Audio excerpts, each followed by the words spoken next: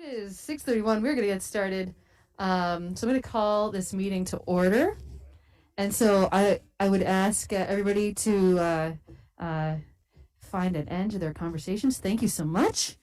All right. So first thing is to review and approve the agenda. I think I am aware of two changes.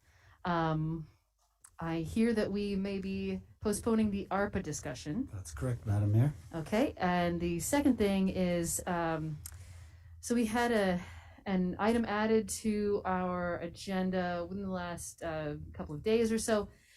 So it's item number 13 regarding PFAs in leachate as it relates to our wastewater or our water resource recovery facility.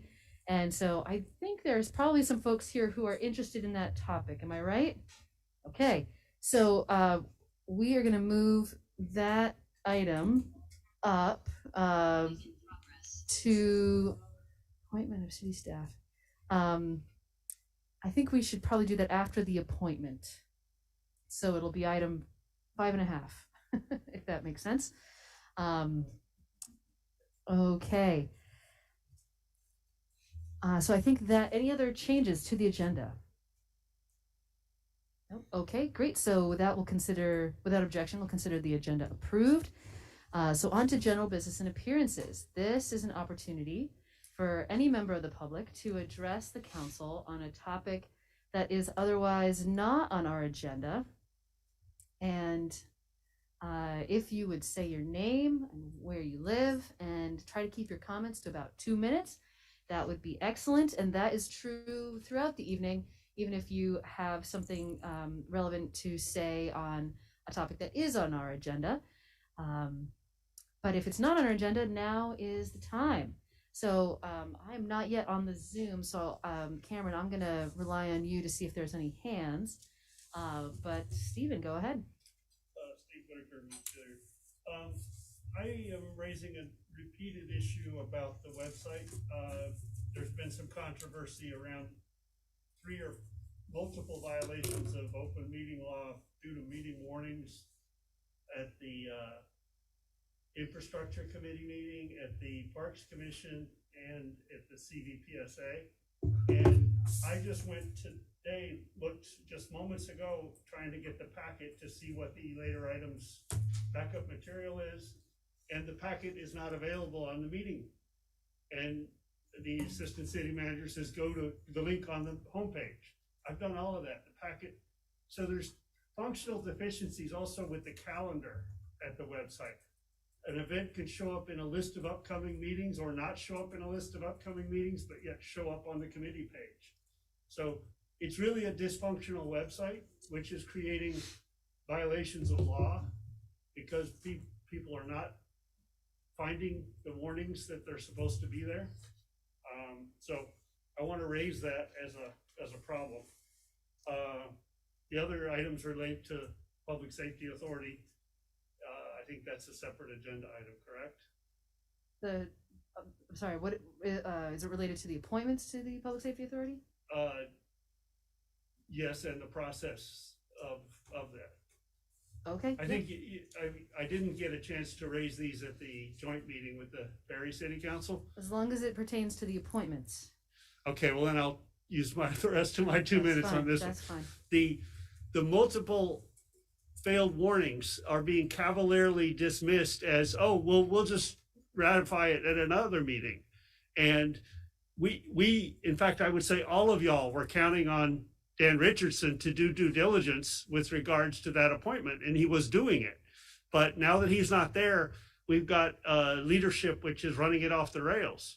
And not only do you need to fill Dan's, I would suggest you appoint somebody else for the city appointment, because you can't just violate the law and hold meetings that aren't warned at a restaurant and shift the date by a day and then figure you can unilaterally respond without. The law requires the board to take action to respond to a violation. The board has not even heard or been asked to take these up at the subsequent meetings. So you've got somewhat of an autocrat running it who happens to not be here tonight, and you need to rein that in, because this city is a key player in that organization. Thank you. Doug Hoyt, I see you've got your hand raised.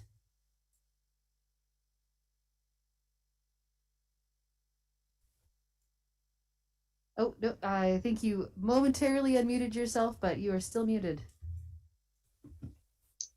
Double click. Sorry about that. That's okay. I just wanted to encourage you to turn the volume up. I've got my volume up all the way, and unfortunately, I could not hear probably about 20% of what Mr. Whitaker had to say. Okay. So I think we're working on that. Yes? Okay, great. Thank you. Thank you for letting us know that. And if it doesn't get better, please raise your hand again.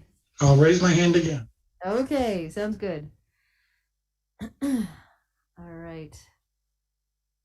All right, so I think we are. Oh, anyone else in person like to make a comment? On something not on our agenda. Okay. And just checking. Is there anyone else online who would like to make a comment? You could unmute yourself. You could use the raise hand icon. You could just wave. But I am not seeing anyone. Okay, so we're going to move on then. So on to the consent agenda. Is there a motion regarding the consent agenda? Move the consent agenda. Second. Okay, there's a motion and a second. Any further discussion? Okay, oh yes, Jack. I had some conversation with the clerk, and there's some changes being made to the minutes, but they were just typos. Okay. So I was flailing to do before the Okay, thank you. So nothing substantive then. Okay, great. All right, so thank you for that, letting us know. All right, so there's been a motion and a second. Any further discussion? Okay, all in favor, please say aye. Aye. And opposed? Okay, so on to the appointment of city staff to the Central Vermont Public Safety Authority core team. And for this, I'm either looking at you, Bill, or perhaps at Doug. Yeah, Yes. I think you should hear from the CVPSA folks first, and then we have some comments about that. Okay, CVPSA folks here. Chief Waite is here, and Chief Waite, yes. Paco Almond is here. Okay, great. Well, I will turn it over to you, Doug and Paco. Thank you. Thank you, Mayor. I'll try to be very brief here.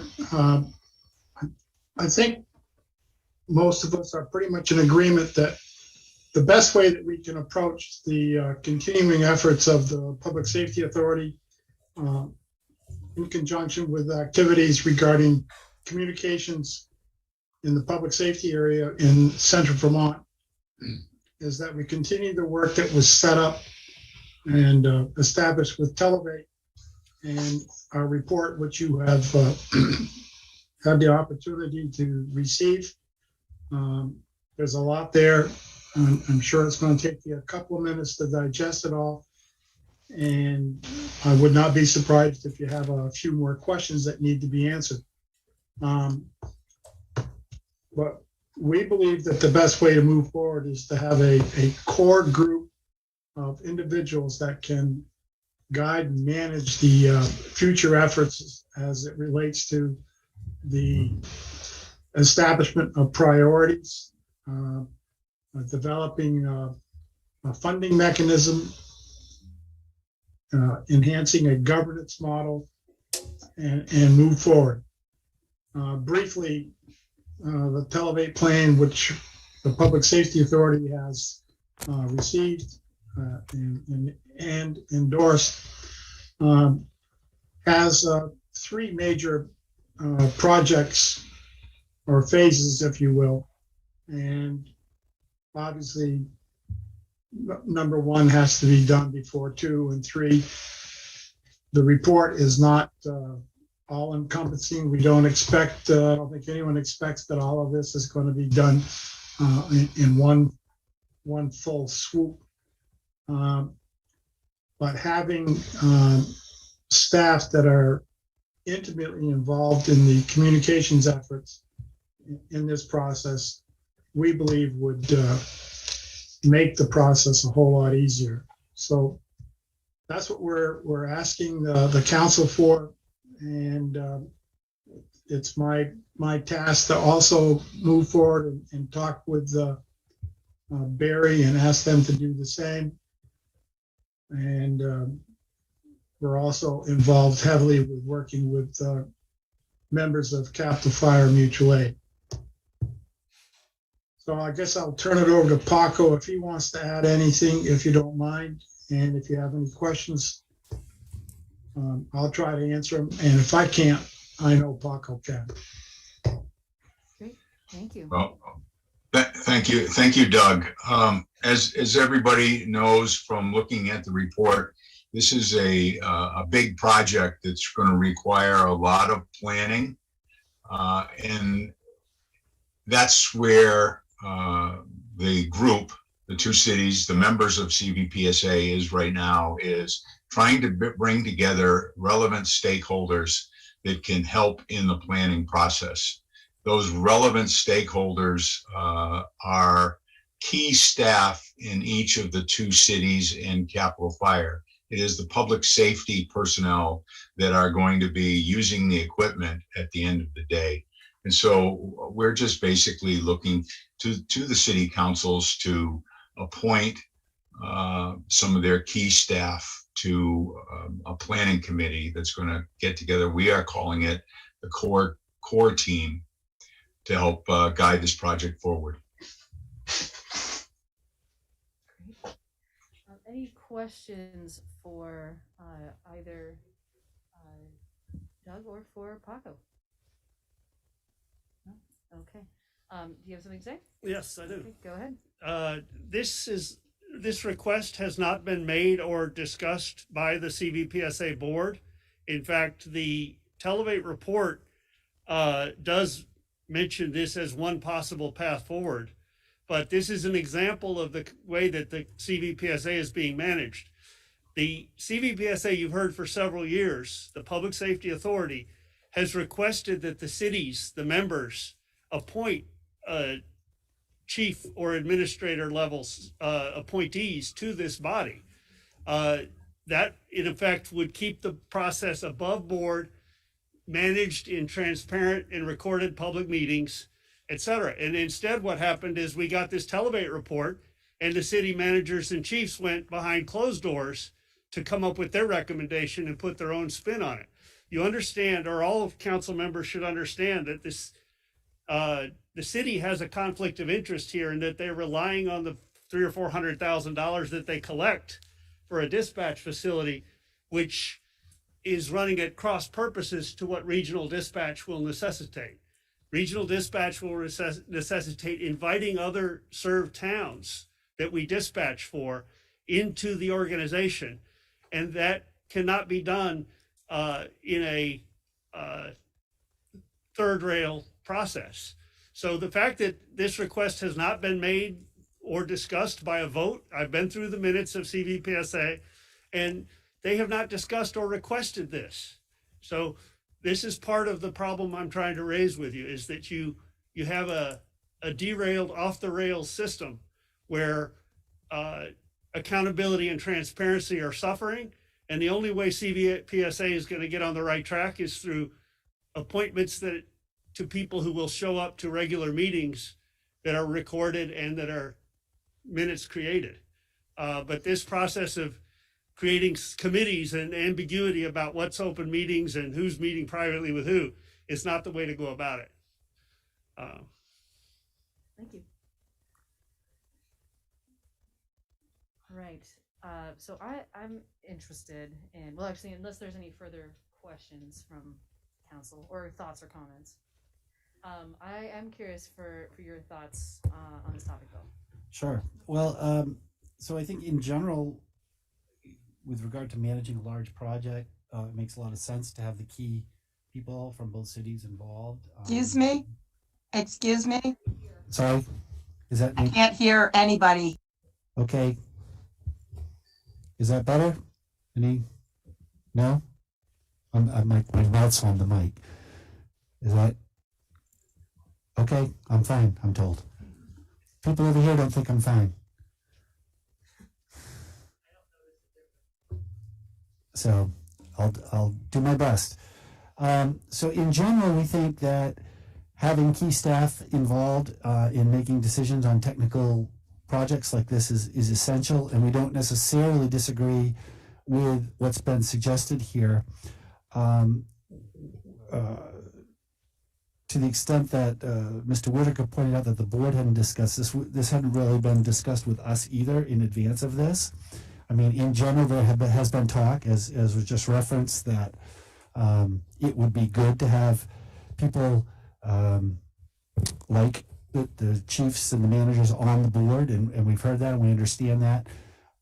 So I would say it might make sense for us to just table this till the next meeting so we have a chance to talk amongst ourselves and to talk with our counterparts in Barrie and maybe understand a little bit more of what's being asked of us. I think we understand, but give CVPSA full board a chance to really deliberate this. So we're not trying in any way to stop this or say that we disagree with it, but I guess we're just not quite ready to say we're in because we don't know what we're in for yet. So I think that makes sense. And one of the things that was, so for all of the reasons that you said that, I think that makes sense. But also in addition, I mean, I was even just curious to hear from those folks whether or not they were willing, to do that. So if it means that unless there's an urgency to make these appointments tonight, I think it would be wise to put this off. And I just checking in, Doug and Paco, my understanding is that would probably be okay if we made these appointments at the next. Oh yeah, go ahead, Bill. Oops. Unmute myself. Oh, I can't unmute myself. I don't think you want to unmute yourself. Yeah, don't unmute yourself. But I'm muted. That's good. But I want to talk. No, but Oh, right. I'm sorry. yeah, it's okay. It's okay. It's only 2 years. Heads in a lot of different places here. Sorry. I think the biggest issue from my perspective, and I don't know what Doug and Paco would say, is that to the extent that we want to budget for funds, that we decide it's a viable project, we want to get money in these budgets, we probably want to make sure that Barrie, that we were working on the same track with Barrie. So that would be the urgency, but I'm not sure that, we can still have those conversations whether we're officially appointed to anything or not. And I don't think there's anything that prevents us from waiting till November 10. Okay. Well, let's, unless there's strong objection, I think that's probably what we should go with. Is that all right here, team? So I don't think we need a motion to table officially. We can just put this on another future agenda. Is that agreeable? Okay. All right. Thank you, everybody. And we are going to move on then to our discussion of leachate, particularly regarding the PFAs that the leachate contains. So I'll just start by saying, as someone who appreciates science, PFAs are deeply concerning, and they should. I just want to start even really by saying that no one really should be making PFAs. It's awful that they exist, first of all. So I think the question here is, so they do exist, they're in the leachate, what happens to them and where do they go?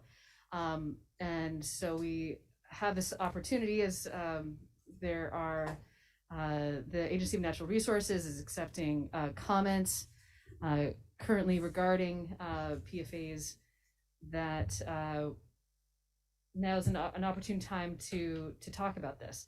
Anyway, so I want to, beyond that, I would like to have an opportunity for any member of the public to have a chance to share their thoughts about leachate or PFAs with the council. and from there have actually, if I don't know if any staff have anything that they want to say, but otherwise, after the public comment, we'll go to council discussion in light of public comment.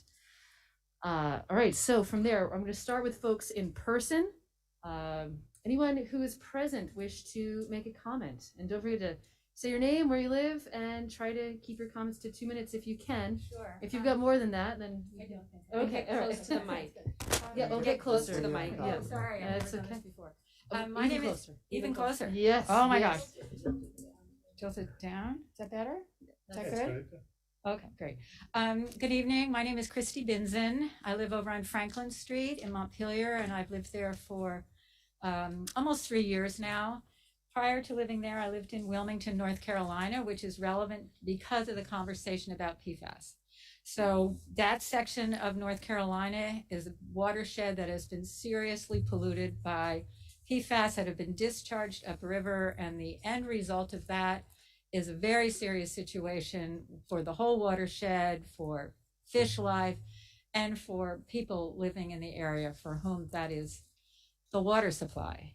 I'm here tonight because when I learned that PFAS were being discharged into the river here through our city, I was very, very concerned. I can say that I just urge the council to reject the proposal that ANR is making to take an increased amount of leachate. I think that now is the time to act on the side of prevention. You know, there's an old saying about an ounce of prevention is worth a pound of cure. Unfortunately, with PFAS, there is no cure right now. So I think prevention is the way to go. The agency, the EPA right now is making a priority of looking into PFAS and how to really react to all the PFAS that's in our environment. And one of their key components is prevention. Prevention, prevention, prevention. So I think that we as a city have an opportunity right now to take action to prevent the further discharge of PFAS into our water system, which obviously is critical for all of us and our children and the future of our community. So thank you very much for the time tonight. I appreciate it. Yeah, thank you. Go ahead. Sorry to belabor my presence here tonight. The Okay. PFOA and PFAS has been something that I've paid attention to for some years now, and I'm in touch with folks who have had surgery, organs removed. The engineer who worked on the design for the sintering towers down in Bennington County, where the sheets of Teflon were raised and all the airing debris blown out across the landscape. In short, we don't have the right to put this into the river for those in Middlesex and Richmond and Burlington to swim in. This is a question of morality.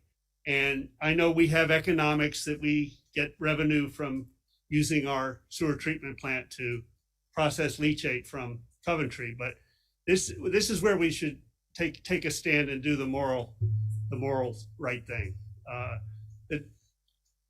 David is having to deal with issues of having his blood removed and filtered. It is not easy to get this stuff out of your body, and we all have it.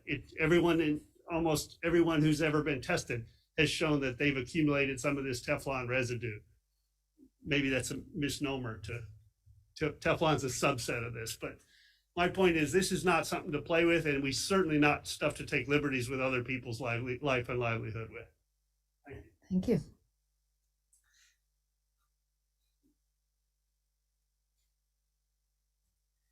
Good evening. Thank you for letting us speak to this important point. Obviously, we all know PFAS are a scary toxin and it is associated with any number of serious health concerns. And I just want to make the point that I and others are not saying, not in my backyard. We're saying not in anyone's backyard. And that, excuse me, the city council has the status to go to the Agency of Natural Resources and say, you all, the state, needs to take care of this. And if it's, building holding tanks, there are things to be done. in order to keep this leachate from going into the water. And the Agency of Natural Resources, in my opinion, needs to step up and pay attention to that. And one of the ways they will is when folks like you and other municipalities say, this is not a hot potato for us to toss around among us. It's your mess. So thank you for letting me speak. Yeah, thank you. Sorry, what was your name? Can we get your name for the And record? where are you from? Sorry, I forgot about that. Got excited. Daryl Bloom, Montpelier. I live on Summer Street. Thanks. Thank you. Anyone else in person?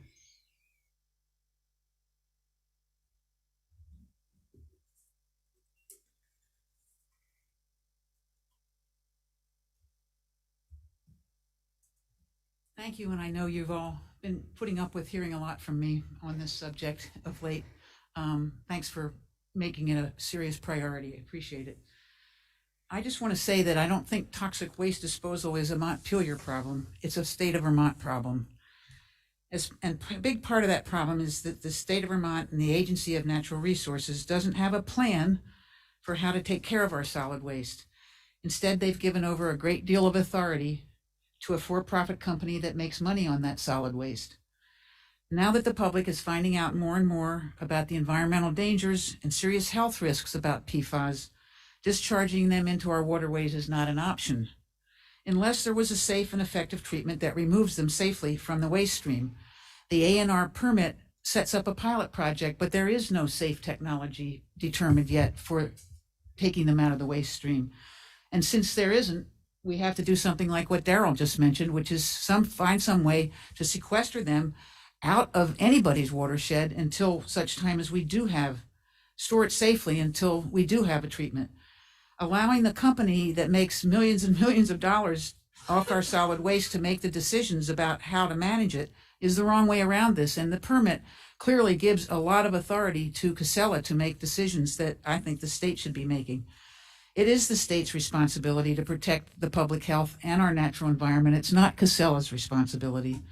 ANR's draft discharge permit, I hope you will table and reject until the agency develops standards and regulations for the disposal of leachate. Montpelier shouldn't be responsible for absorbing the toxic waste coming from not only Vermont, but other states as well. This is the state's responsibility, and the sooner we join Newport and Essex and stop taking the leachate, the sooner the state will begin to take on that responsibility. So we ask the council tonight to begin to make a plan to stop taking leachate and to put public safety and the protection of our natural resources above any of the economic considerations. Thank you. Thank you. Hi, Kathy Squires, Montpelier. I'm also really concerned about these leachate as well. I'm sure everyone is. So my concern is, how are we going to separate the leachates out of our sewage, given there's no way to do that at this time? Not a good quality time, or not quality. And the other thing is taking it on from other people. So it just seems like we are just harming our rivers and our waterways. So that's my concern. Thank you. Thank you. Thank you. And John, did you get her name? Okay. Welcome. Hi. I'm Elisa Dworsky. I live at 31 First Avenue in Montpelier. And I'm frankly new to being aware of this issue. I didn't realize until this week that Montpelier was already processing this leachate and releasing these toxins into the Dog River because it couldn't be processed appropriately by our wastewater treatment system. And I guess in that sense, I may represent the point of view that maybe not that many people in our community, or maybe people are starting to realize this is an important issue. And I think that's a strong reason to not accept further leachate into the wastewater system. We need time as a community to understand this issue. And I very much support the fact that I think you're in a position where, by rejecting taking further leachate, you can send this message to the state and put pressure for other solutions to be arrived at. And I think the storage concept that other people have articulated makes a lot of sense, but to act quickly and to move forward with the status quo clearly doesn't make any sense because the risks are so high. So thank you for your time. Thank you. Anyone else in person? Okay, I'm going to turn to folks online. Anyone who's with us digitally wish to make a comment? Okay, Shayna, I see your hand. Go ahead. Hi all, my name is Shayna Casper. I work with a group called Community Action Works, formerly Toxics Action Center, and I work with community groups fighting pollution threats in their neighborhoods. And for the past 5 years, I've co-facilitated the National PFAS Contamination Coalition, which is a network of 40 community groups fighting PFAS contamination in their communities. And I am so grateful to not have to be a part of this team. This is a group of volunteers, of folks who have had cancers, have had kids with cancers, have had trouble having kids. I'm really seeing the impact that PFAS in people's drinking water in particular and in their occupational exposures has had on people's health. And full disclosure too, I just want to say that we are also in pending litigation with Casella over Clean Water Act violations in Bethlehem, New Hampshire, and the Ammonoosuc River contamination. I really don't want this stuff to be contaminating my community and downriver of Winooski. Because I'm also, I'm a Montpelier resident. I live on Kent Street. I care really deeply about this community and serve on several city committees. I don't want to take significantly more PFAS into our wastewater treatment facility. And that's why myself and as of right now, 37 other people are calling on the Montpelier City Council to, first of all, write a letter to Agency of Natural Resources calling on them to deny this permit for taking increased leachate and to commit to not taking leachate through our wastewater treatment facility.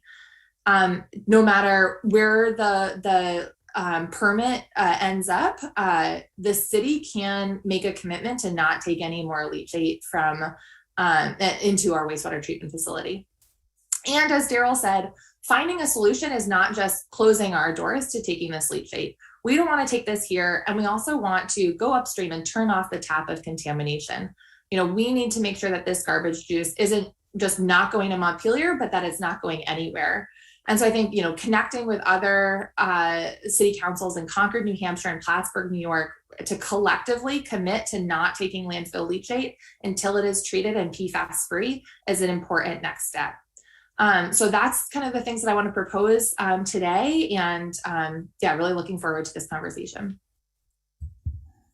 Thank you. And I see your hand, Deborah, go ahead.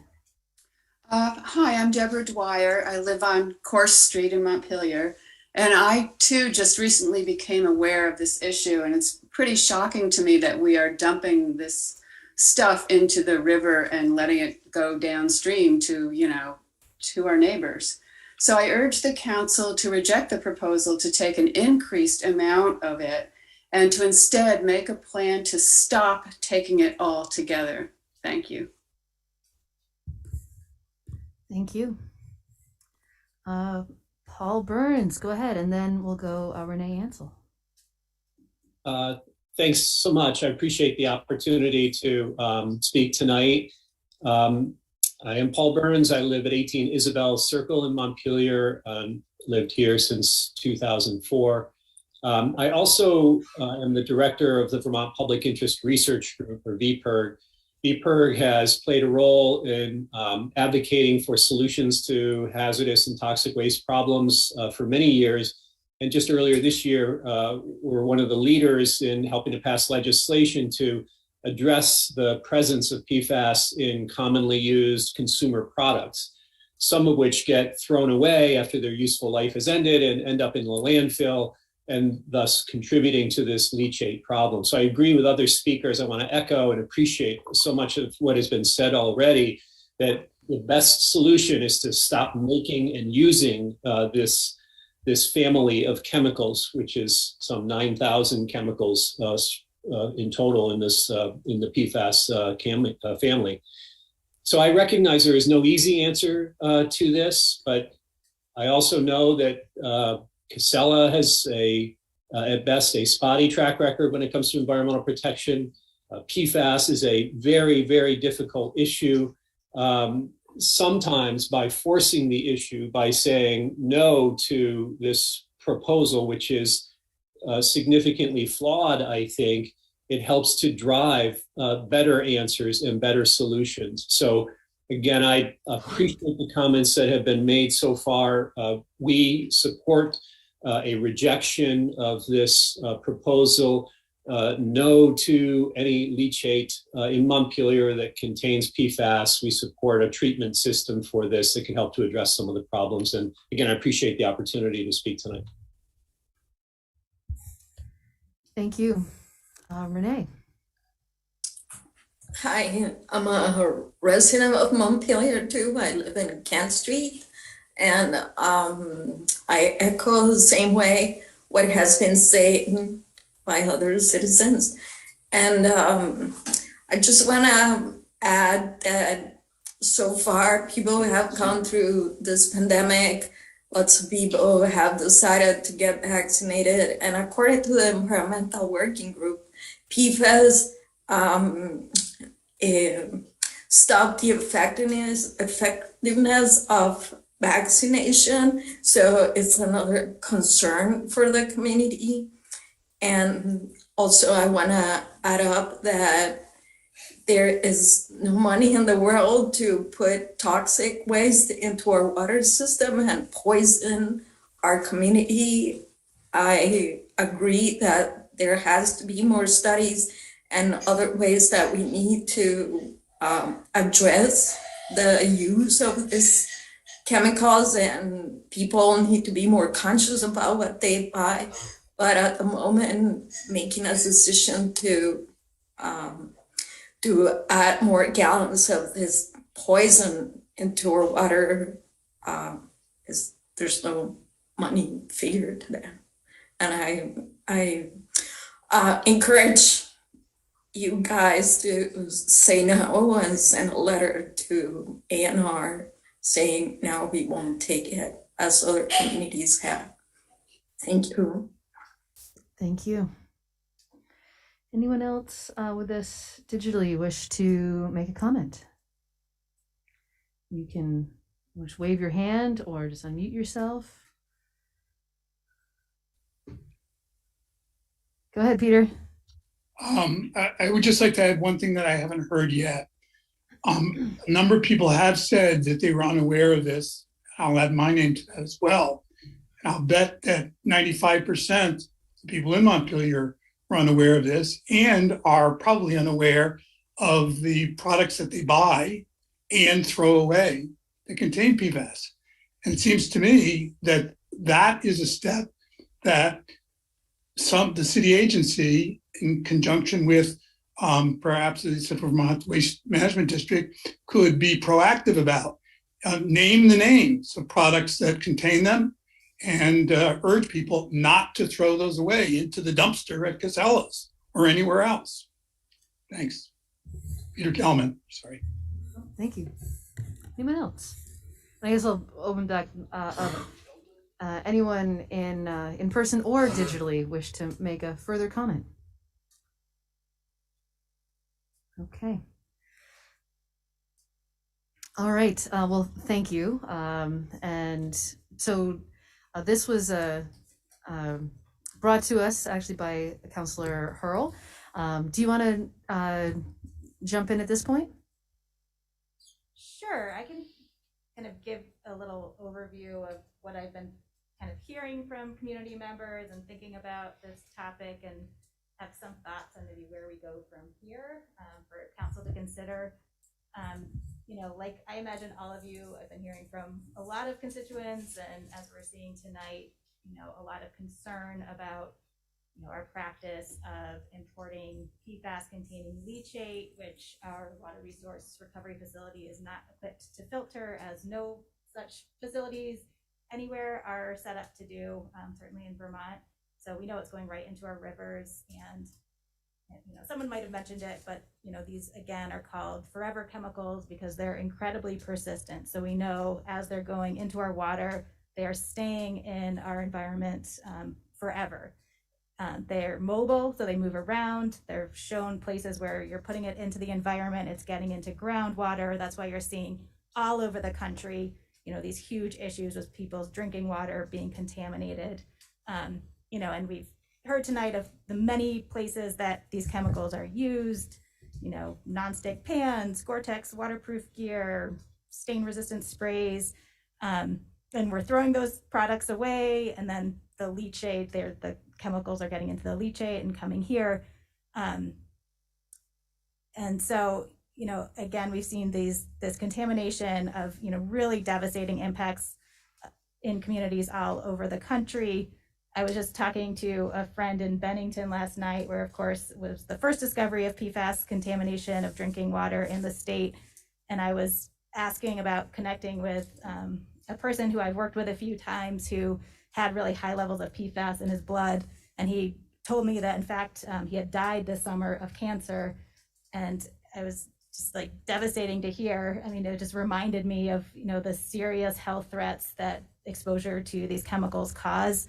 We heard about the action the legislature is taking to ban these chemicals from all kinds of products. This is a great step. We need to keep on that track. And in the meantime, we have, decades worth of PFAS that we're going to continue having to deal with for generations to come.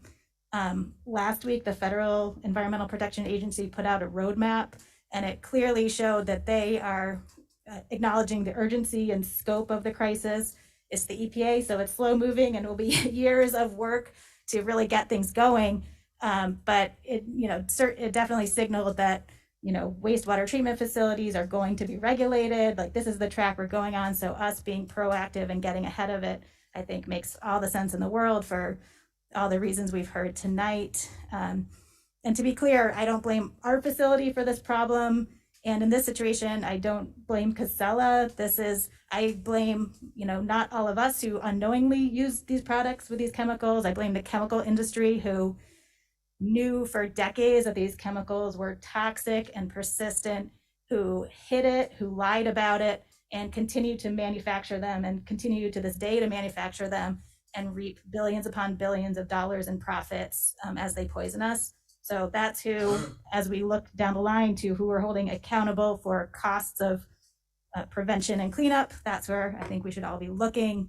But in the meantime, we need to figure out how, where we go from here. I really have struggled with this because, on the one hand, we could just say, let's stop today taking it.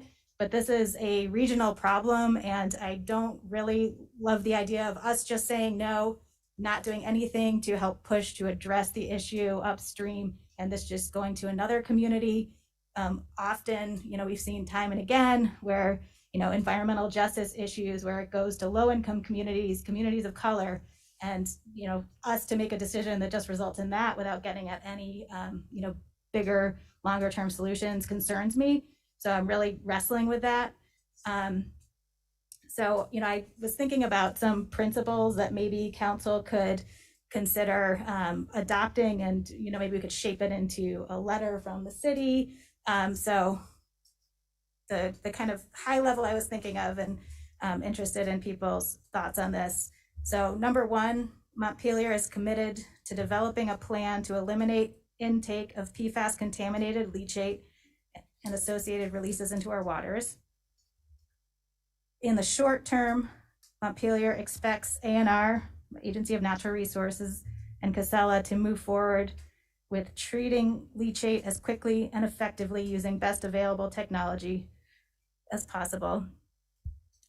ANR must have a much stronger oversight role of this process, with public health and environmental protection front and center, and that oversight must extend to determining the pretreatment technology, testing, monitoring, and timeline to ensure it is successful. And the state and/or Casella should provide much more robust monitoring of the current and any future impacts of PFAS releases into Montpelier's water, soil, and fish and wildlife. So those were what I'm thinking. I mean, that clearly we need, more discussion, more, I think, understanding of implications of,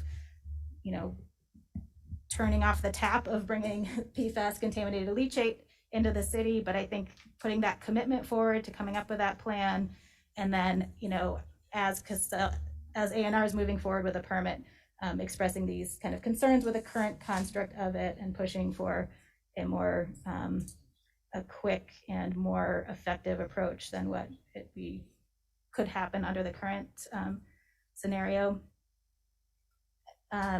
Just like two other thoughts.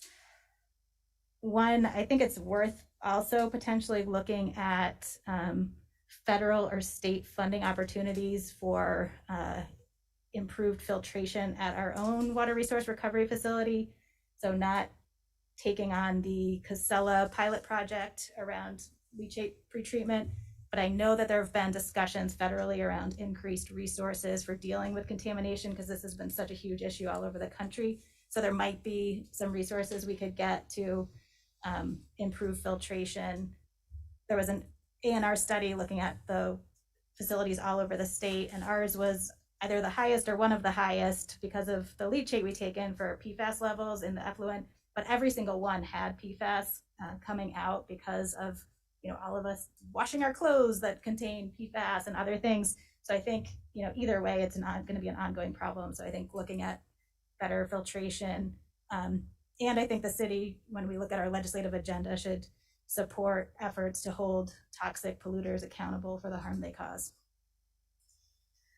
Great, thank you. I have a lot of thoughts on this, but I'm gonna see if other folks have thoughts first. Go ahead, Connor. I'm just wondering if it makes sense for maybe Kurt or Bill to go through the memo that was released there, because I think that could shed some light, and I probably have some follow-up questions on that. Sure. Yeah. Sure, we could. It'd probably be easiest if Kurt, who is our most technical expert on this, if he cares to. I think he's on the call. Kurt, you in? I'm here. Whoa. I love all of them. I don't have that right in front of me. Darth.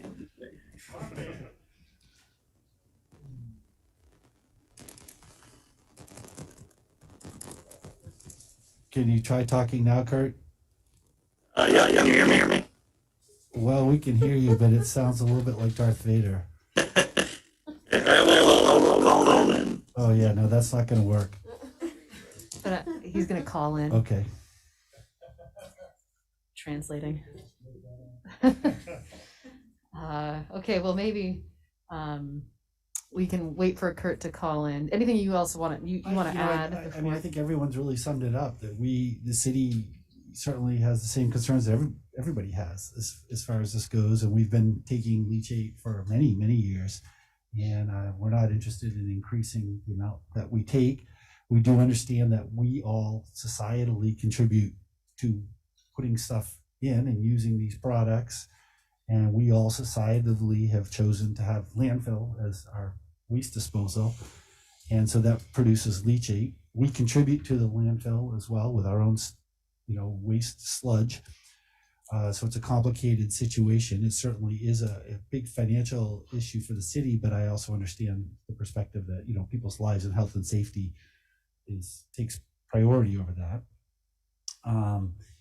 And it's we don't know how to solve the problem. I think we fully agree that stopping it at the source is the best way. Banning it completely would be even banning it and banning it for the future. This stuff's in the landfill and will be for a long time. So the question is, how do you treat what's there before we get it or when we get it? Because it's not a great situation. I think our concern is, as Councilmember Hurl says, is right now it's in the leachate, it's being produced, and it's got to go somewhere. So, if it's not here, then where and who's going to take it and what's going to be done with it, because it's got to be disposed of. So I don't know the answer to that, and I think the state should be this should be at the head of their class in terms of stuff they're working on. Well, maybe Kurt, have you joined the Zoom on your phone at this point? I think you might have. Yep, I'm here now. Oh, we can hear you very well. Go ahead. Okay. So yes, we also heard from a lot of residents, myself and Chris Cox is the chief operator at our wastewater plant. And so we put together a memo just sort of giving some background on this issue. I'll just kind of run through the highlights of that. So first is the, just to kind of start out, this is an emerging chemical, emerging issue. There's not a lot of, well, one, there's not a proven technology to treat PFAS. Currently the only mechanism for treating PFAS is at wastewater plants. Wastewater plants were not designed to remove PFAS. We can treat the leachate very well. We can remove the metals, the BOD, all, pretty much all the other contaminants, but we were never anticipated having to remove PFAS. So that's just kind of one point I wanted to make to start off. The other thing is the testing methods for PFAS and wastewater. So historically, they've been using drinking water standards. Just recently, just last month, EPA has announced, some guidance on surface water treatment techniques. So we actually don't have any data, any sample data that actually, follows a true procedure for surface water discharge, which is the effluent from the wastewater plant. And then, as was discussed a little bit earlier, that the permit for Casella, it does require some pilot testing of treatment on point source treatment. But I think the options right now are incineration, which there's concerns about what's going to happen for air quality using that. Another method is potentially capturing the PFAS in carbon, which again you're left with a concentrated volume of PFAS that then has to be dealt with, likely back to the landfill. And then the other one that they're looking at is deep groundwater injection. But none of those are really great options at this point. But the technology to treat PFAS is really in development. There's not a great option at the moment. And then also, there's been a lot of discussion about increasing the amount that Montpelier will take under this permit. Really, the permit, and it does increase, it does state an increase in the gallons that can be brought to Montpelier. But really the limit under the existing permit is through the biological oxygen demand, which is kind of the strength of the leachate, call it BOD. And that is actually, there's a new condition of the permit to limit the maximum amount of BOD that can be brought to Montpelier daily. So when you factor that in, it actually puts a more restrictive cap on the total gallons, because although there was a limit of 24,000 gallons in the existing permit, that gallons could be exceeded provided the BOD didn't exceed 1,200 pounds per day. So it's actually more restrictive. But also, we keep a close eye on the leachate that we take in, and if there's any issues with treatment, our operators can restrict that volume. So and historically, that's been what has been limiting the amount of leachate that we take, not so much the gallons in the old permit. So we don't anticipate taking doubling our leachate intake. It's really going to be very pretty much the same as it has been under the old permit. So I just wanted to clarify that point.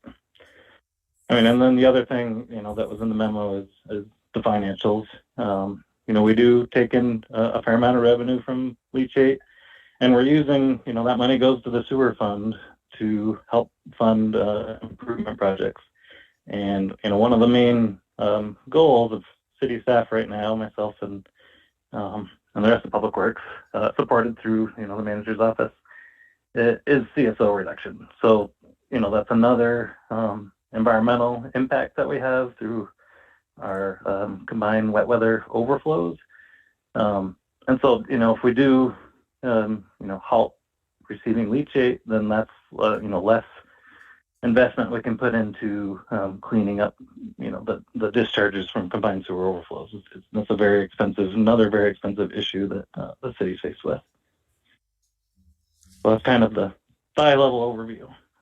Take any questions if there are any. Thank you, Kurt. Yeah, go ahead, Connor. Yeah, sure. Kurt, are we the only municipality accepting this now in Vermont? In Vermont, yes, under the permit. That's correct. Likely, if the city were to stop taking leachate, what we heard from Casella is that majority would go to Plattsburgh, which would, discharge into Lake Champlain, which is the eventual water source that our discharge goes to. And Kurt, could you talk about, a lot of folks commented, maybe an option would be like storing this until the technology catches up and we can think of a way to treat it. Is that just impractical because it's tens of millions of gallons of this, or? It is. I think last year I'm gonna have to look it up, but it is millions of gallons that we take a year. So I don't know that it's really feasible to construct storage tanks of that size, that could really, store the volume that's being produced for that sort of duration. Thanks very much, Kurt. Other thoughts from council? Well, I'll jump in here and say that so what you're proposing, Lauren, that we write a letter with these guiding principles, I think is at the very least a good plan.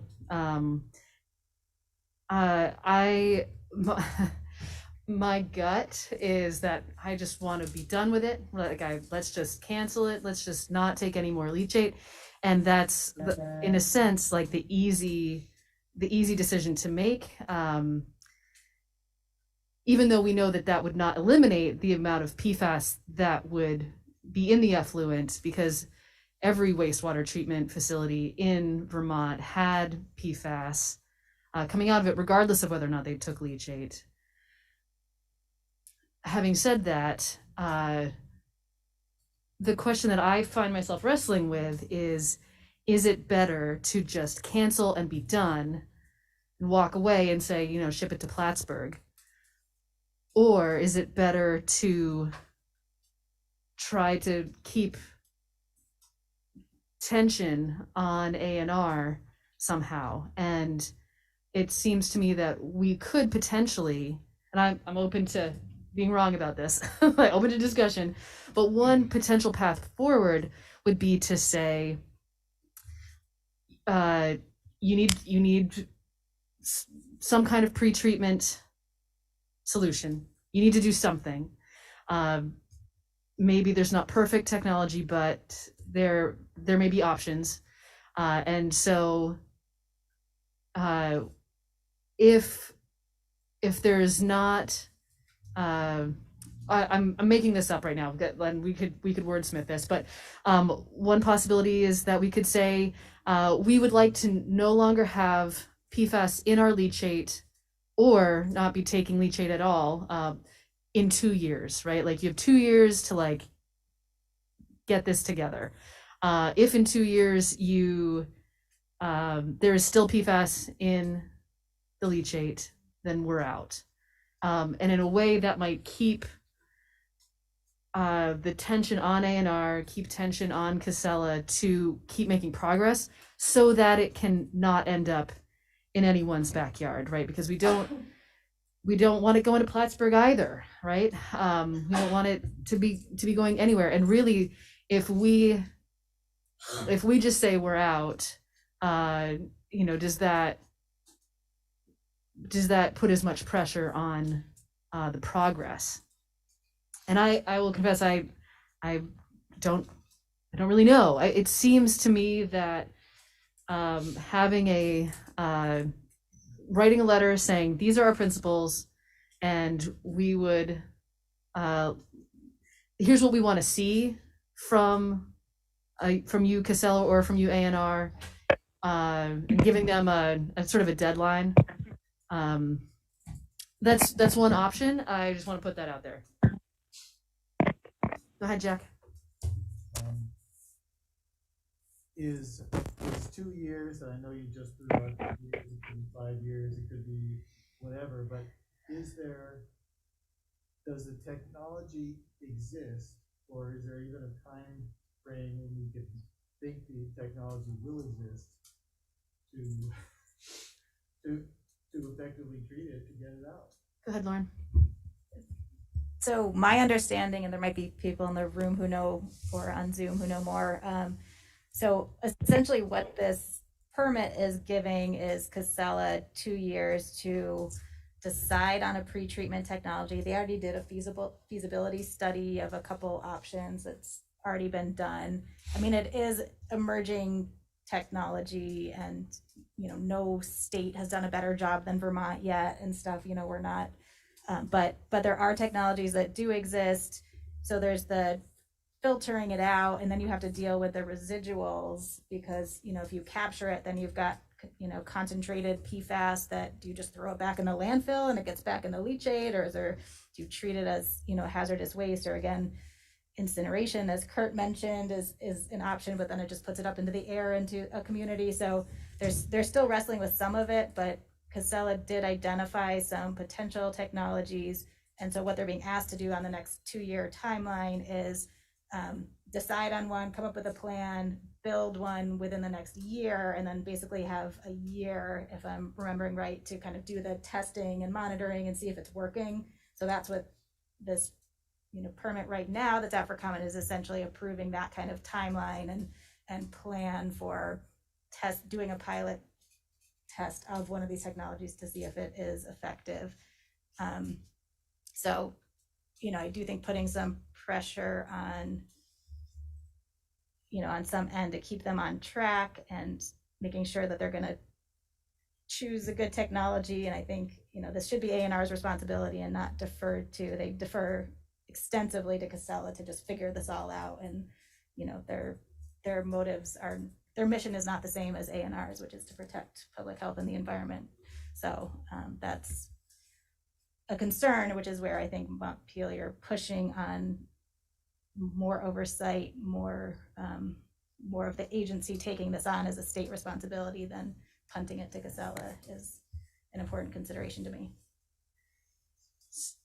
Other thoughts? Yeah. Go ahead, Connor, and then Jay. Yes, I just wanted to start off thanking Lauren for bringing this up here and really pushing the issue. I think it's incredibly important.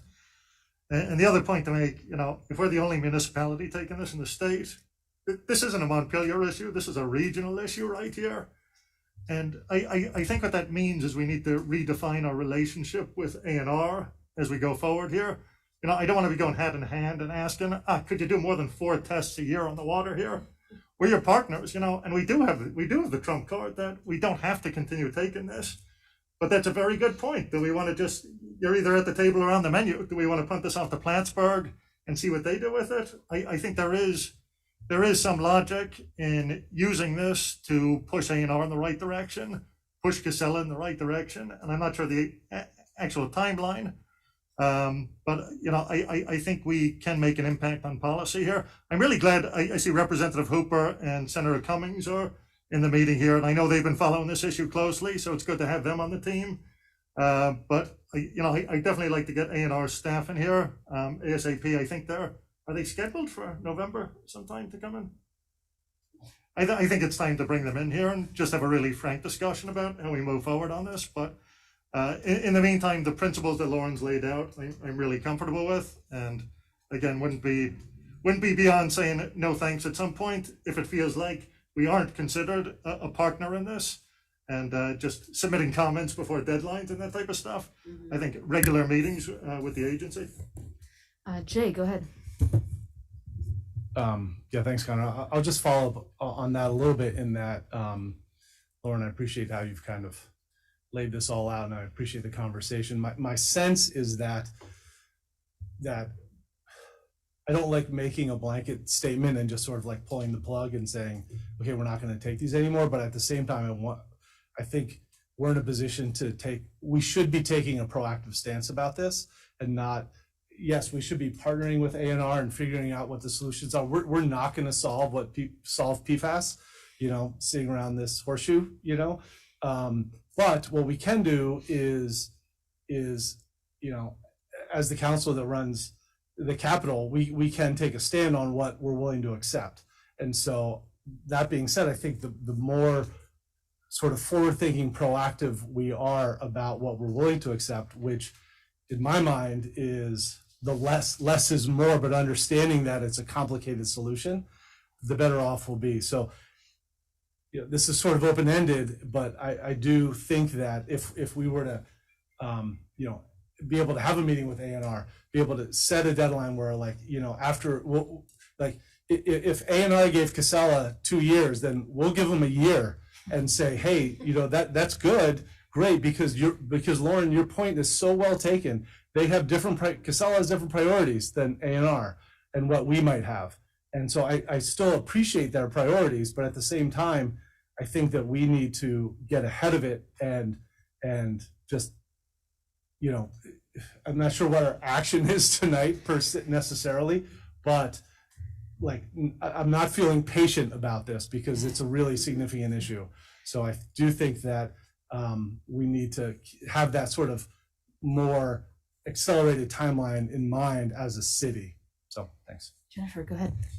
I just wanted to chime in real quick. I appreciate all the work that you've done and taking the time to sit and explain things to me, because I too was not aware of what was about PFAS and all these really horrific things. And being an Ojibwe woman who is, deeply connected to waters, we just had a pipeline through my reservation and through our wild rice fields. And so protecting water is a very important thing to me, and I don't feel okay just handing it off to another community to handle, because that's always what happens, and then somebody else is dealing with everybody else's mess. So I think what you're suggesting is something that I can sit with my conscience and with my water protecting self. I think giving them a short amount of time, like you just said, Jay, I can get down with that. Thank you. Yeah, one of the phrases that comes to mind was from someone who said, we don't want this to be the hot potato, right? That we're just passing around somebody. So how do we best apply pressure? And it could be that the best way to apply pressure is to stop, but I think it might be to make it clear, especially if we're the only Vermont player right now. So here's what I would propose that we do as an action moving forward is direct staff and or Lauren, or collaboratively between staff and Lauren to draft a letter with these guidelines, perhaps with a deadline, or if you want to be in on it too, great. Whoever wants to be in on it. And I don't know if we need a motion on this. Would it be useful if there was a motion? I don't think we need a motion Okay. unless there was a specific, the council wanted to decide on a deadline, and maybe that's a little early yet to play that card. I think that's could be a part of the further conversation once we have a draft in front of us, something that we could digest and react to. Go ahead. Well, I was actually going to defer to Lauren on this, but the only issue I think is isn't there a deadline with a comment period, or is this different than that? There is a comment deadline period, November 8th. Our next council meeting is November 10th. I'm fully confident if we give the agency a heads up that we're going to be submitting something a couple days late as the only off taker, that they will still consider our comments seriously. So I would not easy for me to say. I'm not worried about their comment deadline. But I mean, we could, I could also reach out to A&R, and if there's some urgency on the other end I don't know about, we could always do a quick noon meeting or something if it's approving a letter. Yeah. But I would think it'd be fine for the next. If you do find out that they're really not going to take those comments on, let's say, the 11th or 12th, really, let us know and we'll call another meeting. There was some other piece. Oh, one of the other things that I'm very interested in conjunction with this topic, is if we were to stop taking leachate, how does that affect us? How does that affect the wharf financially? And how does it? We just completed phase 1 of a major upgrade. It's not clear to me what percentage of our total intake is leachate, and so will phase 1 continue to be functional even if we stop? I just think it's important to be eyes open about that aspect. So if we could, along with that draft, have some further clarification. Does that sound like an okay plan, team? Okay, great, thank you. And thank you again for bringing this up. I also want to make it really clear that I think our wastewater treatment, our water resource recovery facility is amazing. I'm so proud of the work that they do. I think they are doing a wonderfully admirable job, and it's only going to get better. So thank you. All right. So we are. I think that's it. So we're gonna move on for now, and so we are up to taking. We have a question about petitions for the ballot from CVHHH and from the library, though I think they might have just stepped out. Oh, okay. Sorry, if you need another minute, we can go to another item. No. Okay. Are you ready for the library? We couldn't talk and be missed. Oh yeah, so I see we could go in either order. It doesn't really matter terribly, but let's, since you're here. Since I'm standing here? Yep, go ahead. Thank you. Welcome. Yeah, hi. Thanks for adding the library to tonight's agenda. I'm Carolyn Brennan. I'm one of 2 co-directors of the Kellogg Hubbard Library. With me here tonight is Judy Walk, who is one of 2 city council appointees to the Library Board of Trustees. On the Zoom call earlier, but I don't believe he's there now, was Graham Sheriff, who is the other city council appointee. Before I get started, I wanted to thank the city, and particularly Kevin Casey, for helping us with the community development block grant that we received that helped us rebuild our elevator recently. So tonight we are asking to be added to the ballot for town meeting in the amount of $395,626. For the past 3 town meeting days, we have requested and received level funding. So this is our first increase in 3 years that we're asking for. We are requesting that the council waive the petition requirement based on our strong and consistent support from the community. I looked back at our town meeting results from the last decade, and we average about a little over 80% support from the Montpelier community. And the last time we requested an increase at town meeting 2019, the council graciously waived the petition requirement to add us to the warning. And then despite it being an increase year that year, the library article still carried 1567 to 270. And I would love to talk about what our year was like, but I don't want to take up a ton of your time. I have copies of our annual report that we produced over the summer that has a wonderful highlight of our community impact and where our funding comes from. And I would love to pass these out to you. I don't know how you feel about handouts. That's fine, unless anyone objects. Yeah, thank you. So despite the pandemic year and changes in our services, if you walked into the library today, our hours are back to pre-pandemic levels. Our services are back to pre-pandemic services. Despite being curbside service only for some time in this past fiscal year, we still circulated over 290,000 physical materials and over 33,000 digital materials. We added in a streaming video service, so now all of our library patrons can access free streaming video from their internet-connected device. They can download ebooks and audiobooks. They can download and read digital magazines. We have a wide variety of really wonderful services that we offer. We're back to seeing after-school kids, which is very, very exciting for us. And last year we offered, let me see if I can remember, over 200 programs for adults and children, and our attendance at those programs was still up over 9,000, despite them being digital or outdoors.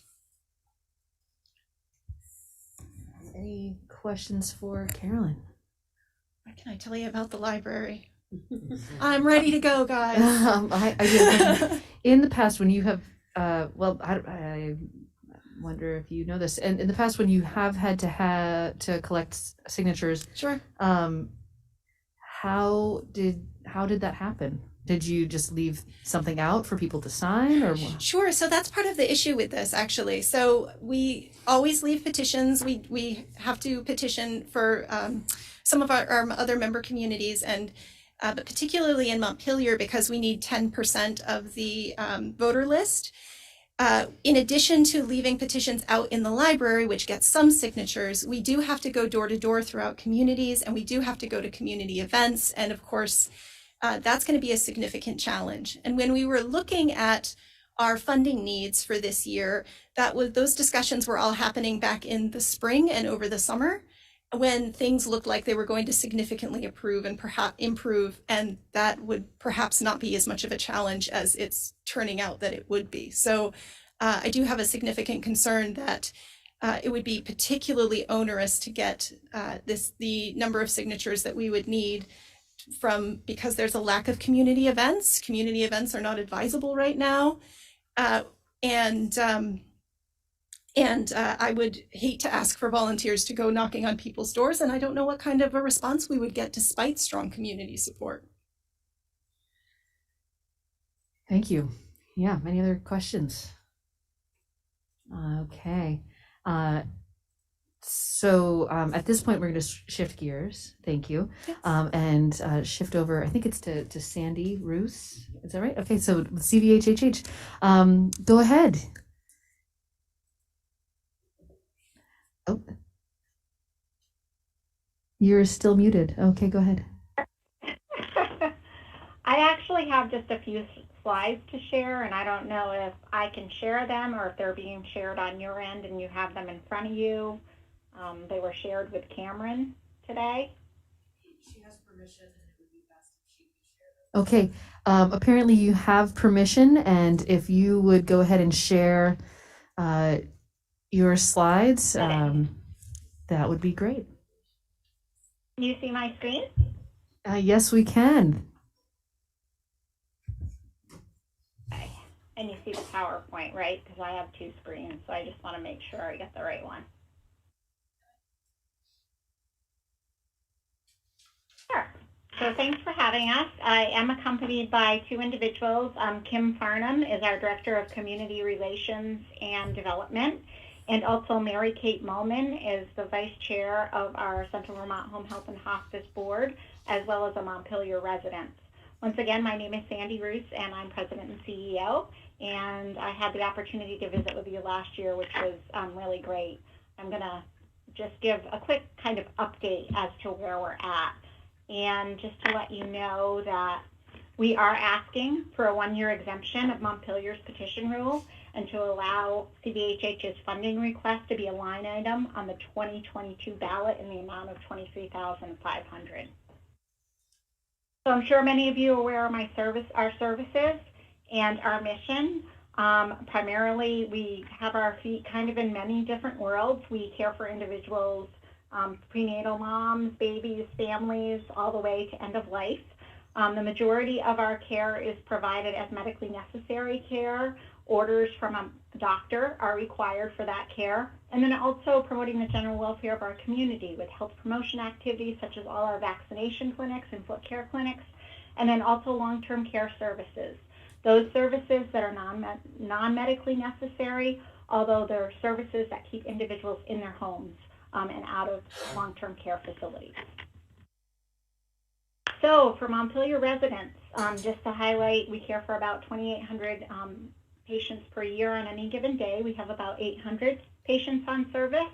We don't see each of those individuals on every day, but they're out there. And certainly we cover all of Washington County and 3 towns in Orange County, Williamstown, Orange, and Washington.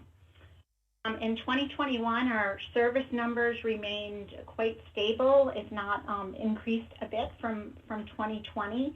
And there also are telehealth visits that are not billable, that are not actually shown in some of these numbers as well. So lots to do with our COVID response. I know last year I went into a bit greater detail, but I think the biggest thing that really happened for us was our doors remained open the whole time.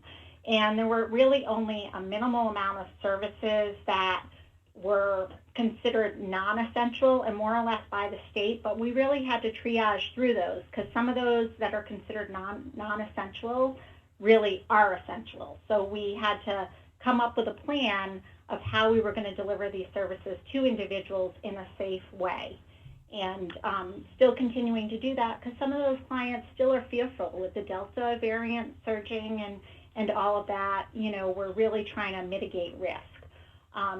We accepted all referrals across all programs. We saw COVID positive individuals. We still continue to see COVID positive individuals. Certainly the staff, I can honestly say from a workforce perspective, this is probably the worst I've seen it in my tenure of 20 years. And what I want to say is I'm really proud of the staff for doing everything they possibly can to meet the needs of their community. So certainly I'm not going to read to you all the different things, but I think a lot of the things we really expanded our offerings, bringing care to those in transitional housing. And certainly we facilitated meal deliveries through the Vermont Everyone Eats programs. We're still continuing to do that. That actually not only helped our clients, but it also helped serve some of our staff and their neighbors as well. And we've done a lot of reach out for those clients that really haven't wanted to have a lot of people in their homes still to this time, to really prevent social isolation and make sure they're in touch with those individuals that they really need and are getting the services and care they need. And we did all of this in conjunction with many organizations throughout Central Vermont. We're really fortunate to be in Central Vermont. Certainly we do a lot of work with Washington County Mental Health, with the Family Center of Washington County, also with the Good Samaritan. So we really walk across many community partners, and of course our medical partners at Central Vermont Medical Center, excuse me, as well as Capstone and many others. Really reducing exposure to the virus. The thing that was really fortunate for Central Vermont Home Health and Hospice is that we were able to be quite nimble. We had a telehealth program that was in place prior to COVID, and really what we did was expand that connectivity. We were really able to shift from in-person visits to video visits to phone visits, whatever seemed to meet the need of that individual. And that was really across the whole system. So in looking at this program, we've really been able to support statewide COVID mitigation efforts. We've worked with programs with the Green Mountain United Way to really get families connected. That really helped some individuals that had children that were at home for school. They didn't have Wi-Fi and or they didn't have the equipment, and we were able to give them iPads to make that connection, all while taking care of families and children as well. So really able to extend the breadth and depth of our services. And the biggest thing with our telehealth program is Medicare is our primary payer. Medicare and Medicaid actually are our primary payers. We have very little commercial insurance, so being able to cost shift doesn't really exist in our world. So from the Medicare Medicaid perspective, Medicare doesn't pay for any telehealth services. We still continue to offer them. Our health, even with our healthcare system being stressed, it's really important that we get eyes on those individuals as much as we can to keep them out of the hospital, to really help the surge in the system currently. History of our partnership with Montpelier. We've had a long history of voter support for our town funding request. Last year, 93% of total votes were in favor of our request. As more Montpelier residents qualify for services, we've been able to take them on to service. Once again, workforce really stressed, our staff are tired, but we're really trying to come up with innovative ways to really work with our other partners that are providing care and touching base with these individuals and families, and really trying to find creative ways to stay in touch with them, to keep them safe, to keep them at home and get them the care they need. And really providing that essential medical care and going out and doing vaccinations. We're doing boosters. We're still doing testing in the home. There's just a whole host where, flu clinics last year became really important because individuals weren't, the primary care practices weren't conducting their normal clinics like they do to actually reduce traffic flow in the practices. We were able to jump in and do extra clinics.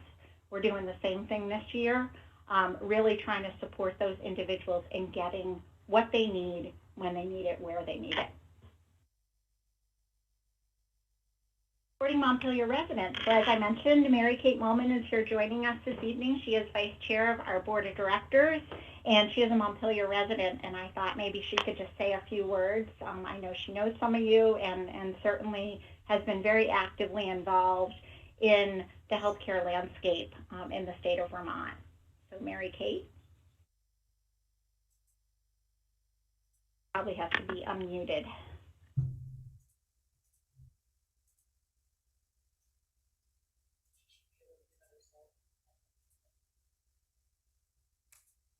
She is, it looks like she's Is saying. it possible to unmute Mary Kate Mollman? So, yeah, Mary Kate, it looks, the word is you should be able to unmute yourself. Have you tried that? Yeah, it doesn't allow us as participants to unmute ourselves. There we go. Okay, there you go. Thank you. Hi, yes.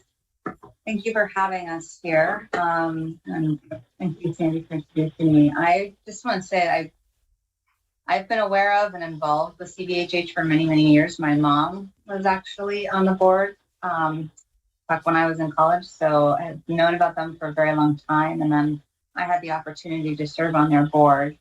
I've had personal experience with their services in the care of one of my family members, so I know firsthand that the quality of the care that they provide and the well-being of the patients they serve. It's a high priority.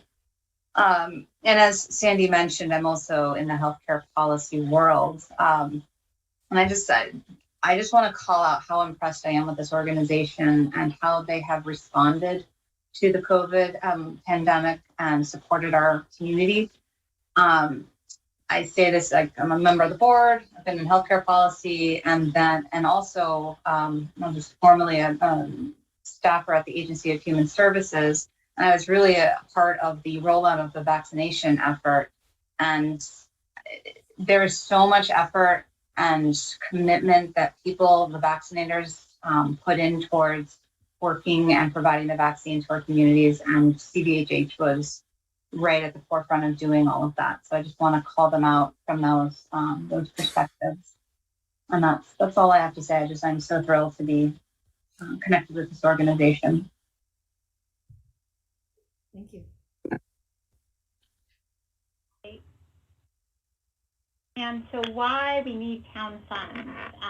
Certainly the workforce shortage and the reliance on travel clinicians driving up operational expenses. Without workforce, services wouldn't be there. Traveling clinicians isn't ideal. It's not that they're not good people, they're just not from the community. Our permanent staff just make certain sacrifices and commitment for their community. That's a huge thing. So they have stood up to bat, and they have been there, and like I said, they're tired, but they're still doing it. There's still a lot of work to do. As I mentioned, Medicare is our primary payer. It doesn't reimburse us for our telemedicine visits or any of our telehealth program. We're going to continue to provide this vital service in conjunction with in-person visits in the future. It's the right thing to do. It improves quality outcomes, it improves patient experience, and certainly it helps us collaborate with our providers and keeps eyes on individuals. They can contact us at any point in time. We have a nurse overseeing that whole program. We are able to, really provide that care to those that are underinsured and uninsured. That's how we use these funds too, and to also be able to, come into play with some of these community health efforts where the need is needed when it's needed, even though there may not be reimbursement for it. And we ensure availability of critical health care for those that are most vulnerable in Montpelier, in central Vermont. We are able to meet that need. Like I said, workforce is a real challenge for us. I can't say it's been easy, but what I can say is staff care about the people that they call their neighbors.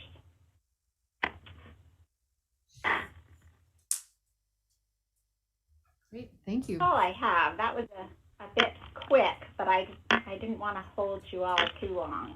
Well, thank you. So I have the same question for you. If you were to be gathering petitions, before you were, we had a history of just like putting you on the ballot. How did you go about that? What did you do? So we actually had to do a lot of different things. Some similar to the library, we would put petitions out in certain storefronts, in certain stores that we had them there. But primarily, we had our volunteers and board of directors out there at whether there were events or just standing out on the streets collecting signatures. And really, at this time, as a healthcare provider and an organization that's done so much to mitigate the spread of COVID, I'm not sure how that would be looked upon right now.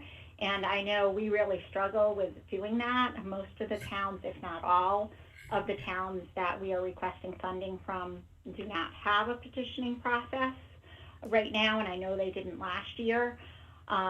Certainly, I think that's our biggest issue, and trying to get, close to 800 signatures is a lot of work.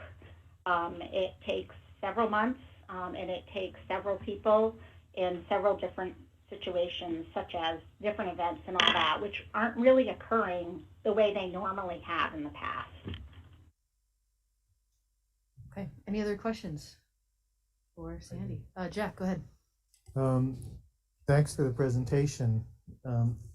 You said you last year served 2,800 residents of Montpelier, which is striking. That's almost 40% of our population. Is that yeah? Is that high this year? Is it because of the so pandemic? Actually we serve about 2,800 to 3,000 patients overall. We served about 400 to 500 patients in Montpelier. Okay, thank you. That makes And that's more you. in line. Yeah, yeah. And that doesn't count those individuals that we actually see through clinics or we've been doing vaccinations for, and through foot care clinics, flu clinics, and other sorts of health promotion activity that we do. Those are true either medical or non-medically necessary services under some of the umbrella of our programs, such as home health, hospice, long-term care, and maternal child health. So my understanding of our history is that we have had sort of a guiding policy around this, right? Like if, for example, with the library, if they were not asking for an increase, that we would just put them on the ballot. And this is a year that they're asking for an increase. I'm going to come back to that, but and also thinking about CVHHH, they came to us last year with this request to forego the petitions because of COVID, and I think there was also they had been separately on the ballot previous to that and had been approved. And so one possibility is that, because I think it's important that we have some guidelines around this, And so one possibility is that we could say, if you were on the ballot last year and were approved, that we could consider putting them on the ballot again without petitions due to COVID. But we could also, but we don't have to do that. What are your thoughts, team? Yeah, go ahead, Lauren. I mean, my inclination is with that narrow criteria that doesn't open it to others, is to let it go onto the ballot. I mean, I think just the staffing, the exhaustion of COVID, we're still in the midst of it. We're still trying to minimize gatherings and other things. So to me, I think there's some rationale, not open-ended, we'll do this forever, but still being kind of in the thick of pandemic. I'm comfortable with these two particular requests with the narrow criteria that you had to basically get the same approval last year, which is just these two entities. Other thoughts, Connor? Yeah, I think there's value to the petitioning process. I think it results in good community conversations, but it's a bit insincere of us, I think, to like be preaching public health and then say, okay, you got to knock on like 2,000 doors to get 500 some signatures. It seems a bit irresponsible, so I'm definitely comfortable with these requests. Jack, did you have something else? Yeah, the concern I have, and I wasn't on the council when we did sort of the two things in tandem. One was to create the community fund, and two, to significantly increase the number of signatures required for petitions to get on the ballot. And if we're going to get into a process of regularly granting waivers from the petition requirement, I just wonder if that raises the question, if the pitch is, oh, it's just too hard to get this many signatures, which I recognize it's hard to get that many signatures. Did we go too far? Is it too many that we're asking organizations to get? And should we review the whole system that we have, including the number of signatures that are required and the community fund part of the package too? We're not going to fix that today, but fair enough. John, can I ask you to weigh in on this?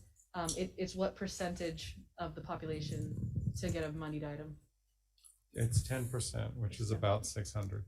Okay. And was that changed recently, like within the last 5 years? No, not within the last 5 years. Yeah. That was changed. 15 years. Oh, last 15 years. Oh. Well, it was more recent than that because I was here. It was 10 years ago. I think it was the first year. When was it changed from? Straight up 5% for everything. Yeah. Okay. Well, that's possibly a thing to consider for another time, if that's okay. Yeah. Yeah. Oh, yeah. I wasn't expecting we. Yeah. Let's just change it right now. Yeah. right. Stephen, go ahead. I want to add a slightly different perspective and support both of these requests. One, gathering signatures and getting within 6 feet of somebody and passing clipboards back and forth is a health risk that shouldn't be imposed upon anybody right now. But if the city were slightly bigger, it would have its own health department. And in fact, home health and hospice is doing much of the work that our city health department would be doing with vaccinations and checking on people. Similarly, the library is maintaining public bathrooms and public computers and accommodating a lot of the unhoused when the city has fumbled royally on that. So I would, encourage you to look at how these, in effect, are complementary services that should be unquestioned as far as funding them. In fact, some of the COVID money that we didn't anticipate doubling should be considered for both of these as well.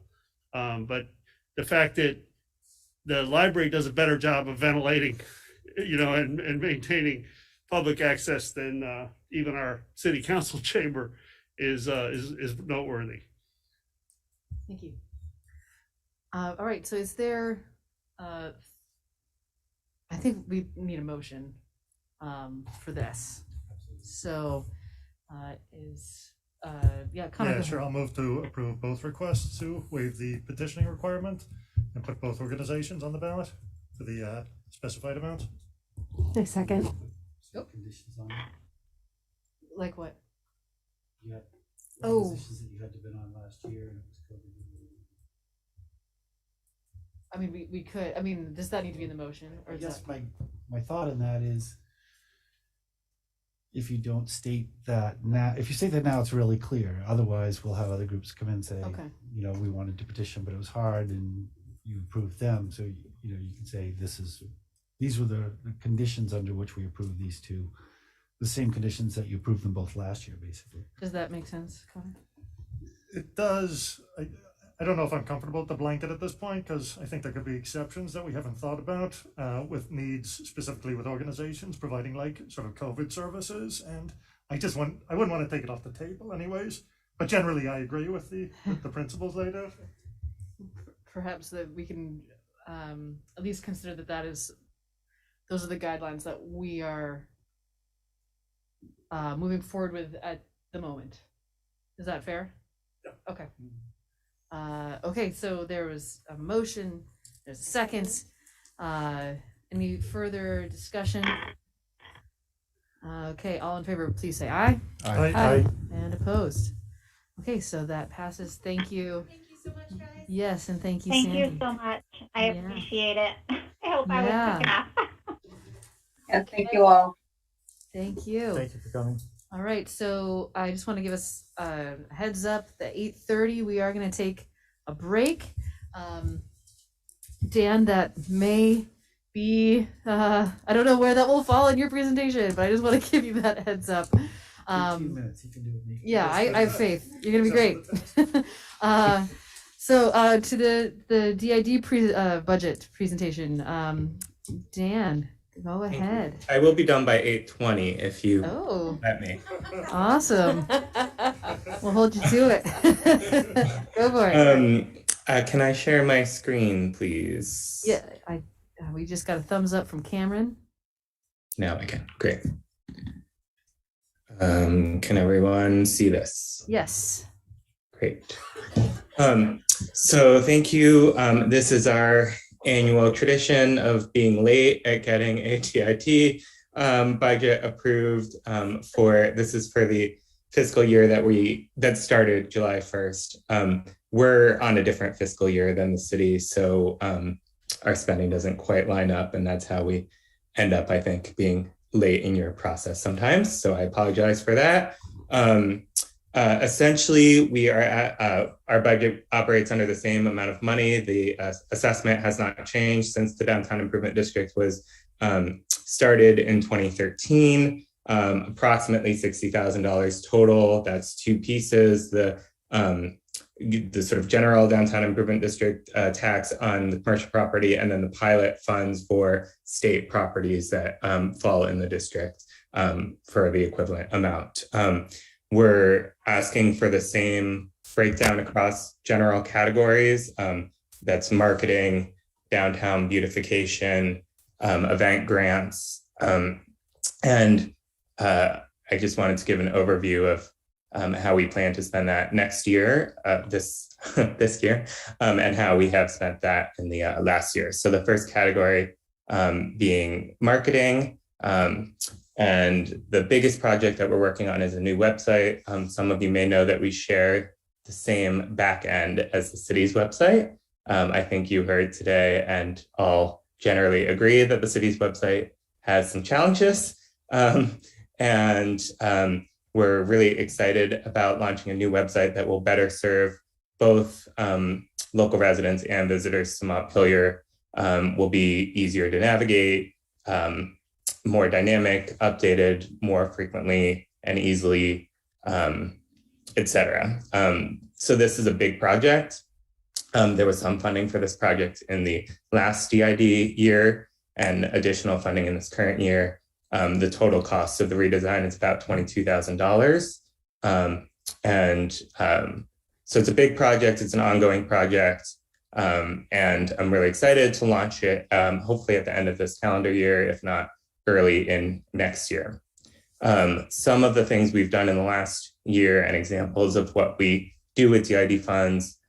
We did a campaign with 7 Days, their brand studio, which is sort of advertorial paid editorial content, essentially. They said that that was the most successful campaign of the sort that they've ever done. Over 300,000 impressions across various channels, including a print spread in their sort of Stay Tripper section, which is like for Vermont residents to encourage people to travel throughout the state during the pandemic when we couldn't have visitors from out of state.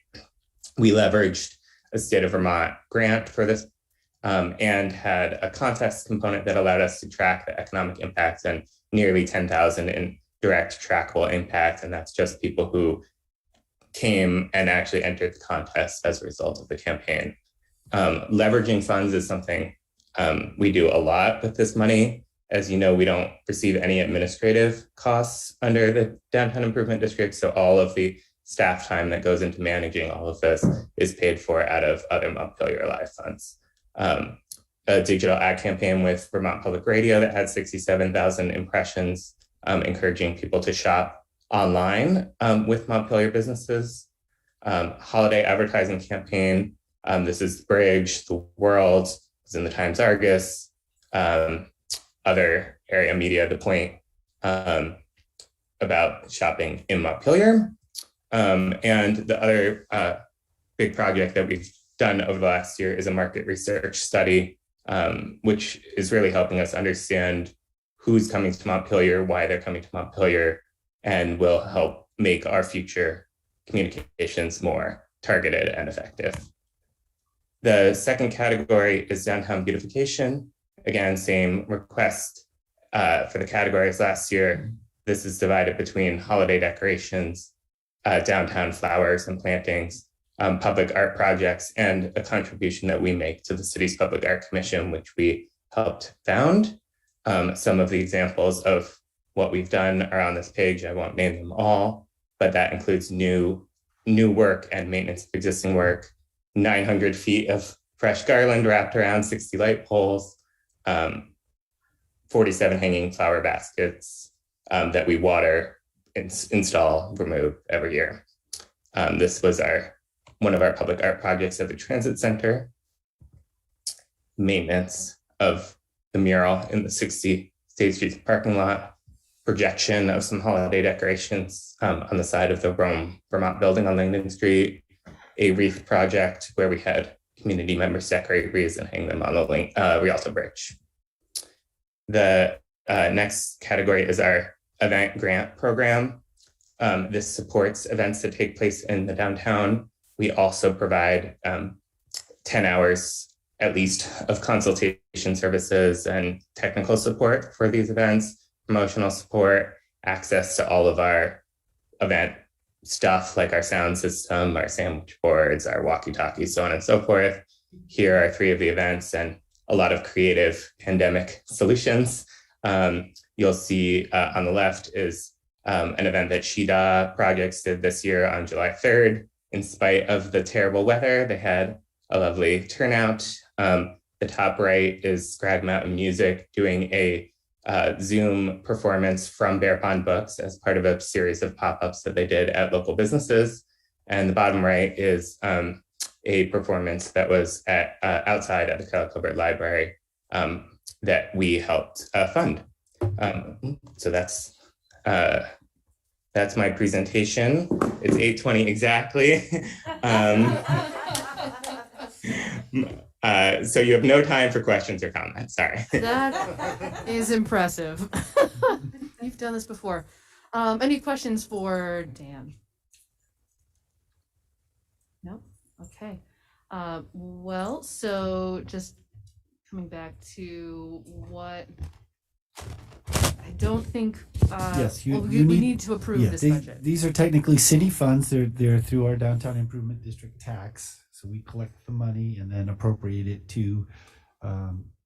We've allowed Montpelier Alive to prepare a budget and use for it, and you've approved that. We do include this in our annual budget, so you do need to actually vote to approve their budget. Is there such a motion? Jack, go ahead. when I reviewed the packet, I was actually thinking, well, we should just put this on a consent agenda. We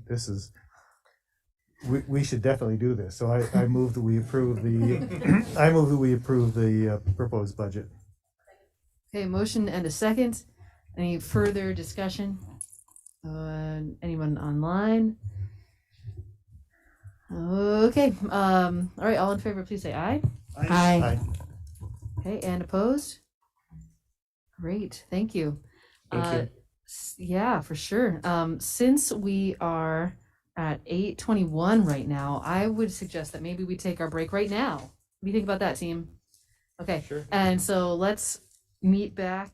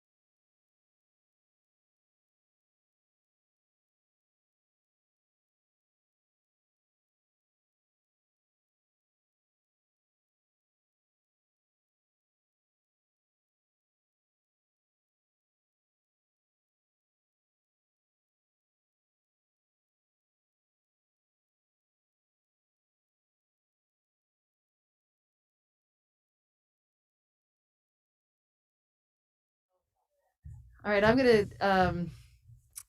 turn it over to Kelly, unless you want to say anything first. Yeah, Oh, actually, okay. I'd like to turn this over to Kelly. All right. Wonderful. I'll take it from here. So no guarantees that I'm going to be as fast as Dan. That was amazing. But I'll try. And I can be a little bit of a fast talker, but I'll try to slow it down. So a little counterintuitive, but we'll get started here. I've got a slide deck, which is included in the packet for you, and it's representative of the memo that was also provided. And generally, this presentation will give you kind of a snapshot in time of where we're starting the budget process. And She got a quick mic. I was wondering that. A little closer? That I can do. Is that good? Yes. Okay, thank you. All right, so it looks like screen's up, so we'll get started here. So I'm going to get started with some of the assumptions. Ooh, this is a little off center. It's not on the Zoom screen, just on the projector. We Okay. have to. Are you all good with this? Okay. All right. Then I'm just gonna go with it then. Oh. Okay. Are you good? Okay. All right. So essentially, there are just a couple points in the assumptions that I do want to highlight. First and foremost is that the targets were set at 3% up from the FY22 budget. That is representative of a blended rate of CPI. It's also reflective of what the state's rate for budget development is as well. And so I've been watching CPI a little bit. It's been increasing as we've been moving on here. So we'll see what happens as we get underway. But this is a pretty conservative estimate for folks to build their budgets on. It also assumes no growth in the grand list, which is a little bit of a wind at our back, if you will. And then there are some items down at the bottom that I do really want to, well, actually one thing in particular in the middle. Health insurance is actually down, which is amazing, by 5% based on what's been proposed. We're keeping that level because we're not sure what will happen with COVID and if there will be impacts in the calendar year next year, which would then impact the second half of FY23. Kelly, would you like questions now or at the end? I can take them whenever. This is a question about the presentation. I don't know what you're showing on the screen, but we're still seeing just the cover page of your presentation on. All right, let's see what Zoom. Sorry about that. See if I can. How about now? I don't know if you guys on the other side are the same thing.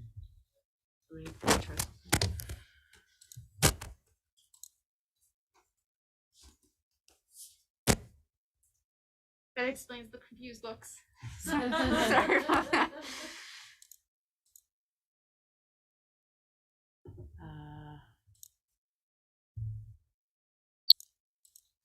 Is it like crashing? What's it doing? I don't know. Why don't we stop the share and restart? Let's try this again. A little bit of. Let's try this one. Yeah. Share. Start. Is that better? No. Yeah. Weird up there, but good online. It's good on Zoom. And if I click through the slides, or am I moving? Oh no, I'm adding slides now. That is not at all what I wanted to do. I'm gonna leave it just in this presentation form then, if that's good, and just keep going.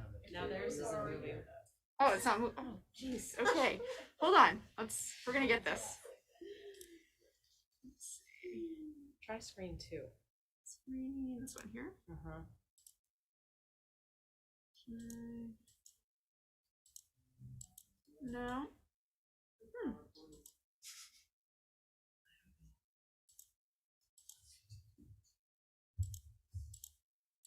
Just clicking everything now.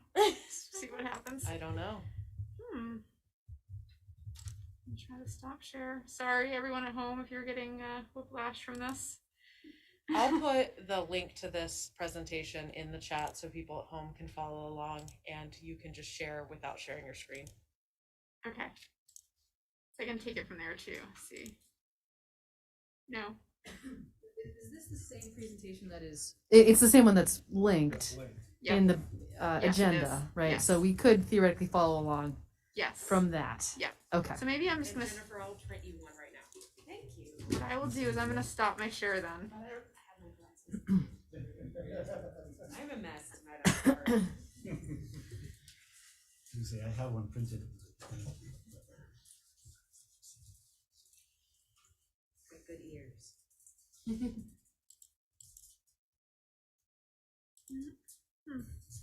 Strange. Or just me. Whatever the case may be. But if we're good, I'll just keep kind of moving through this. And folks can kind of follow along at home. So we've gone through the targets, the health insurance, and then I was going to start to get into some of the new items that are in the instructions for FY23. One is accepting proposals for new positions if they can be adequately funded, and with justification, of course. And then also any new initiatives should consider the city's FY21 equity assessment and then also align with the strategic plan. And so departments have been working to that end, and things have been getting underway pretty nicely. We'll try to share my screen as I get on here. I've got a presentation of the new budget development platform that I did want to give everyone a demo of. That's pretty exciting. So hopefully that'll work out. So these key dates are the next slide, and some of the dates have shifted just slightly as it relates to getting into sort of capital planning. We're on target right now. As of the 22nd, we've received all capital submissions from departments. We're working to get an internal group together to review those submissions, and then we'll work to schedule some time with the CAP committee based on the outcome of those meetings. I also am working to put together a survey for public input, so then we can kind of see, what the thoughts are within the community. And then there are a few other dates here. Submissions are due on November 15th to us. Budget Congress is where we meet to review as a staff all of the budget submissions. That's happening on the 16th and 17th. We're looking to get any bond proposals by the 1st of December. And then the December 8th meeting touches off the presentation from the city manager's office on the proposed budget to kind of touch off your process. And so then that'll kind of kick off the council deliberations, and then that'll take from the 8th through January 20th, when the town meeting warning needs to be officially warned, and then town meeting day is on March 1st. So that's kind of a rough sketch of the calendar as it is right now. One thing, can I just toss one thing in there that we just don't have it on there? Oh, never mind, we do. The Capital Improvement Committee meeting. Sorry. Okay. So we'll have more to come on that. We're working through the process. It's really great to have a calendar so we can stay on task, but it's also just making sure that we get everything in for consideration there. So more to come on specific dates. This year we are using a budget development platform called ClearGov. And it's pretty exciting. It's a dashboard-based application that all departments have access to, and we're using it for all funds, which will be really nice as it flows into our budget book. So I'm gonna skip a few slides here. I'm gonna see if I can actually take and just show you an example of a budget book, maybe. I'll try to share my screen here.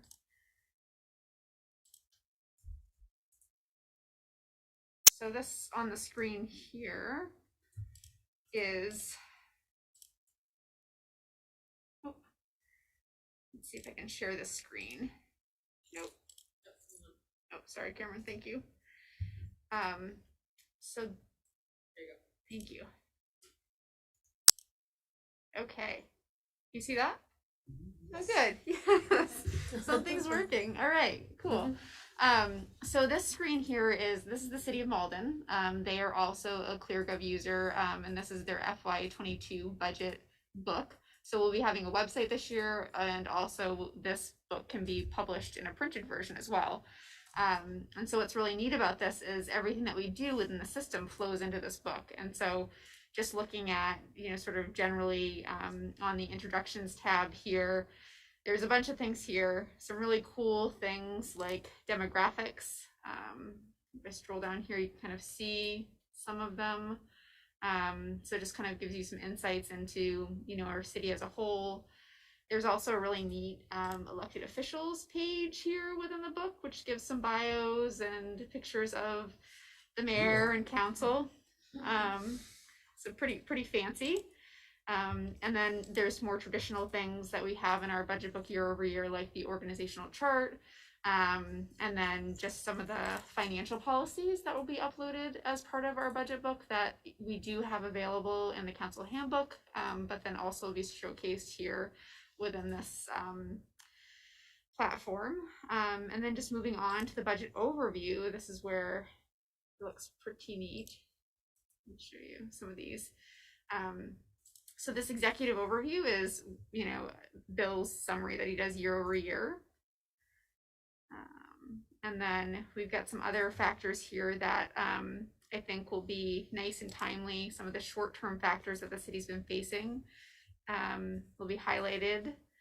And then this piece here is pretty exciting to me, and it may be to you as well, as some of the personnel detail that will be identified in this budget. So we'll have a module that will identify changes within personnel year over year, and then also really kind of dive into that detail. So then I want what the fund summaries look like. And so each fund is broken down in this summary dashboard form.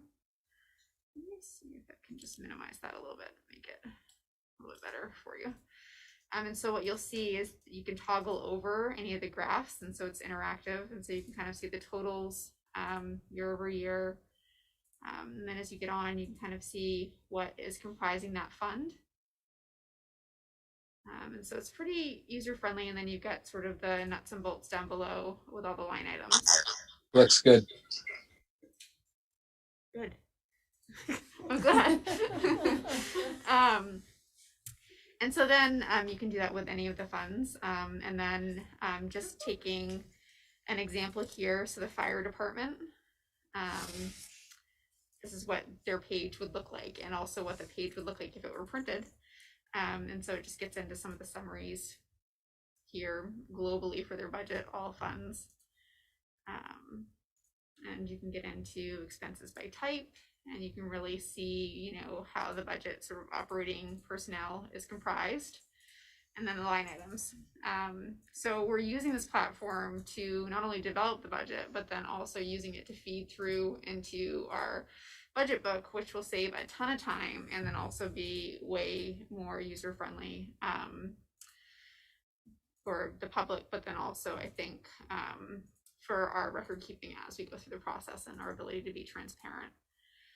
And so there's another piece that I do also want to share with you that is part of this application is we have access also to a transparency site, which is kind of neat because it just pulls, the data from the budget development, but then also some of the other factors like the demographics and such. And then there's also some ability to create data sets to then publish for the public. So I'll show you this one.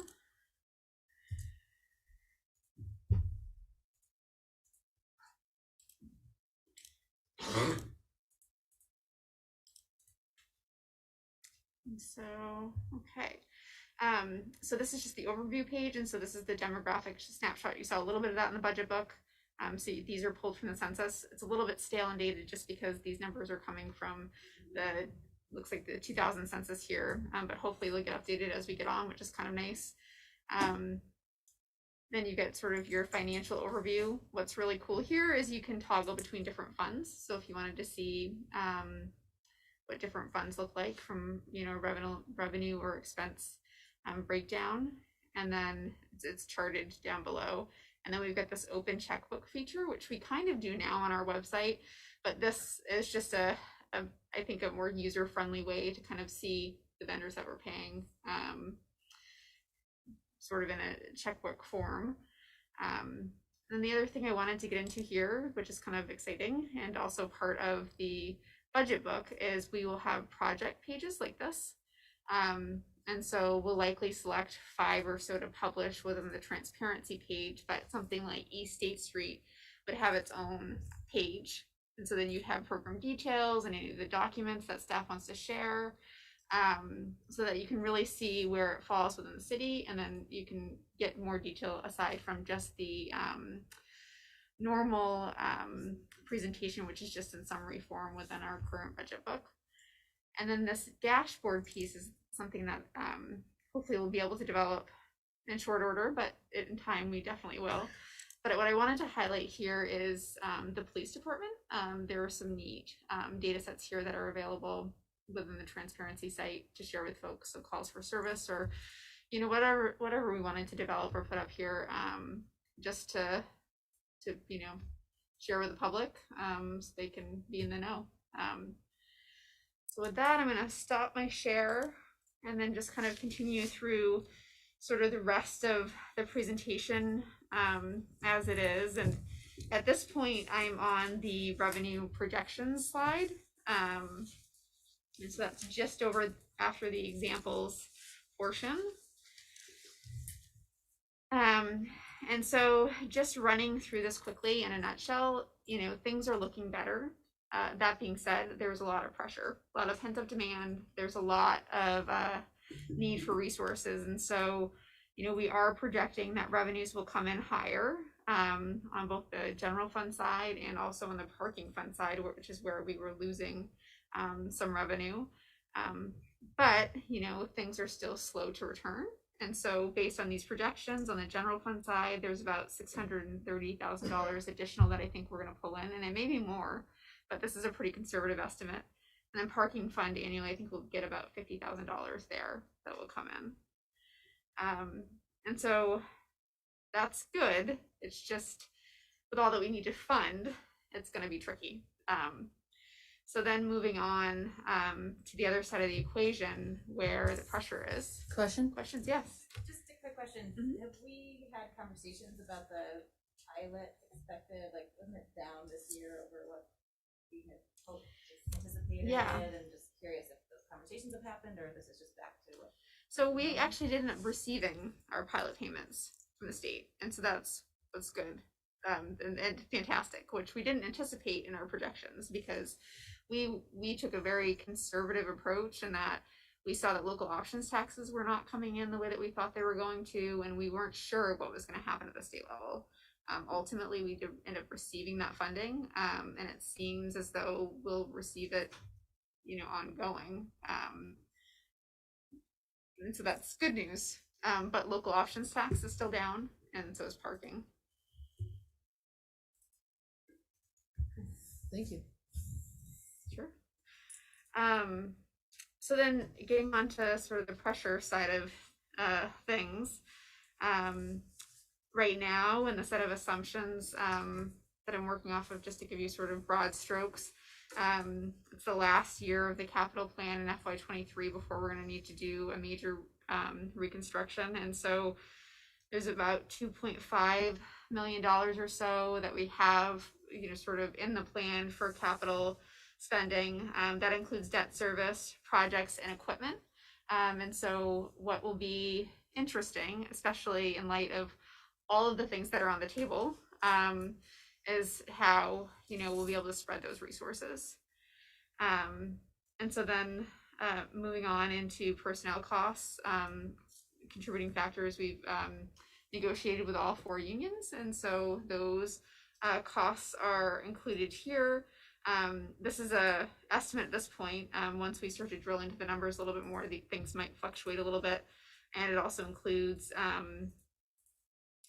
the increase for the non-union folks. And so there's about $375,000 there in pressure. And that's with all vacant positions filled. And then moving on there, there's a little bit of pressure associated with insurances. We don't have them all yet. The big one we do have, and which is the health insurance, which is a really great thing to have locked in at this point. but the others we've got to really take care to look at, such as workers' compensation, and some of the other insurances, just to make sure that we're sort of on par there. So this is just an estimate placeholder. So all told, you know, there is going to be pressure associated with personnel, and we'll keep track of it. And as we get underway, we'll share with you updates as we load the positions into Infinite Visions and do the official projections, which we have not done yet. But we are scrubbing those positions actively right now. So then on into some of the operating line item estimates that, you know, are points for discussion.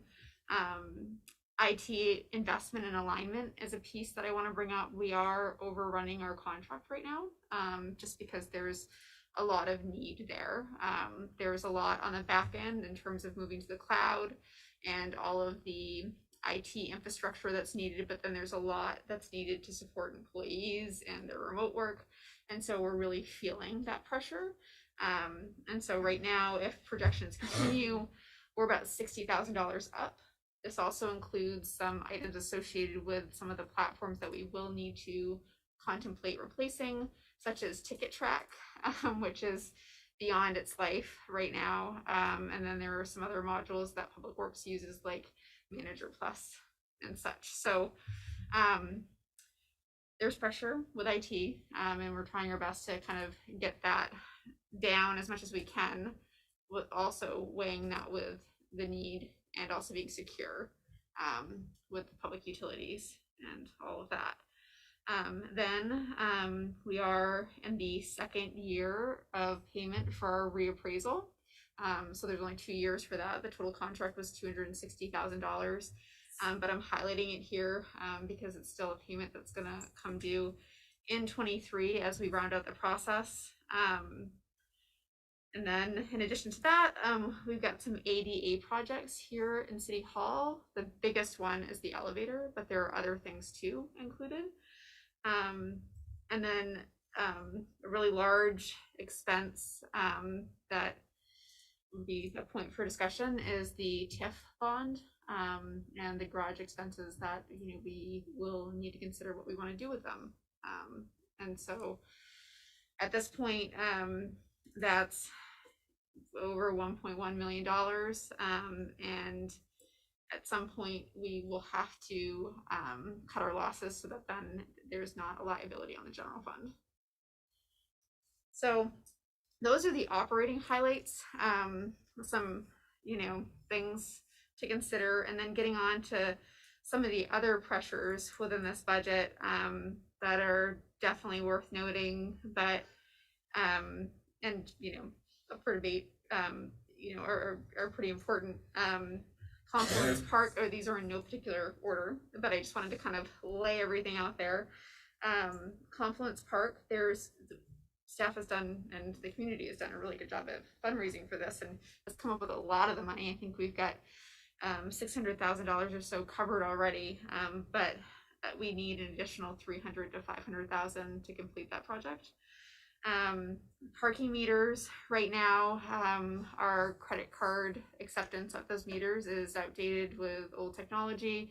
We would have to upgrade those meters if we were going to continue to use credit cards at the meter. We can just use Park Mobile, but it's something to talk about whether or not we want to just do coin and Park Mobile or credit cards. So if we were to choose to continue with all of those services right now, it would be an additional $270,000 to come up to speed. Then you get LED streetlights for $120K, Berry Street intersection for $550,000, Route 2 sidewalk, $225,000. The Grout Road Bridge is listed here. There's a grant that we did receive for this bridge. And so this is part of it. The total project cost is $507,000, and has been sort of on the list of things to complete for quite some time. And then moving on from there, the East State Street project is $7 million, and $3 million of that is general fund. We did get some good news that we got some grant money to cover the utility side of that equation, but we'll still need to come up with a good chunk of change for that project to be completed. And then, as was mentioned earlier, the CVPSA funding is noted here, as it might be a decision item. As we come on down the line, we've got about a 1.1 million or so sort of stake in that project, and so we'd have to just see, what that means as continued discussions happen.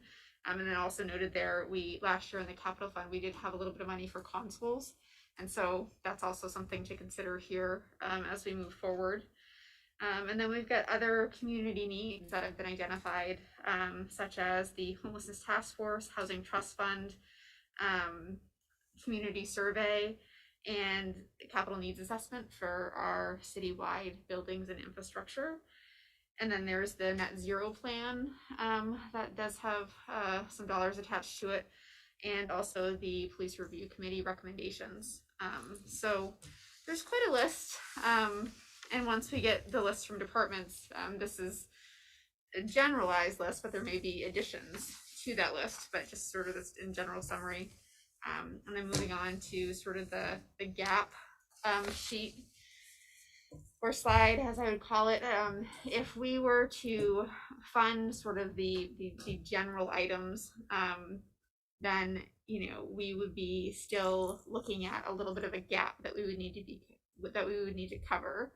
That would be above and beyond the 3% target based on inflation, which would be about 5%, or just under $800,000, which is including the increased revenues that we are projecting at this point. So as we get on, we'll continue to scrub the numbers and see what they look like. And I'm sure I'll be back to provide updates and hopefully good news, but no guarantees, unfortunately.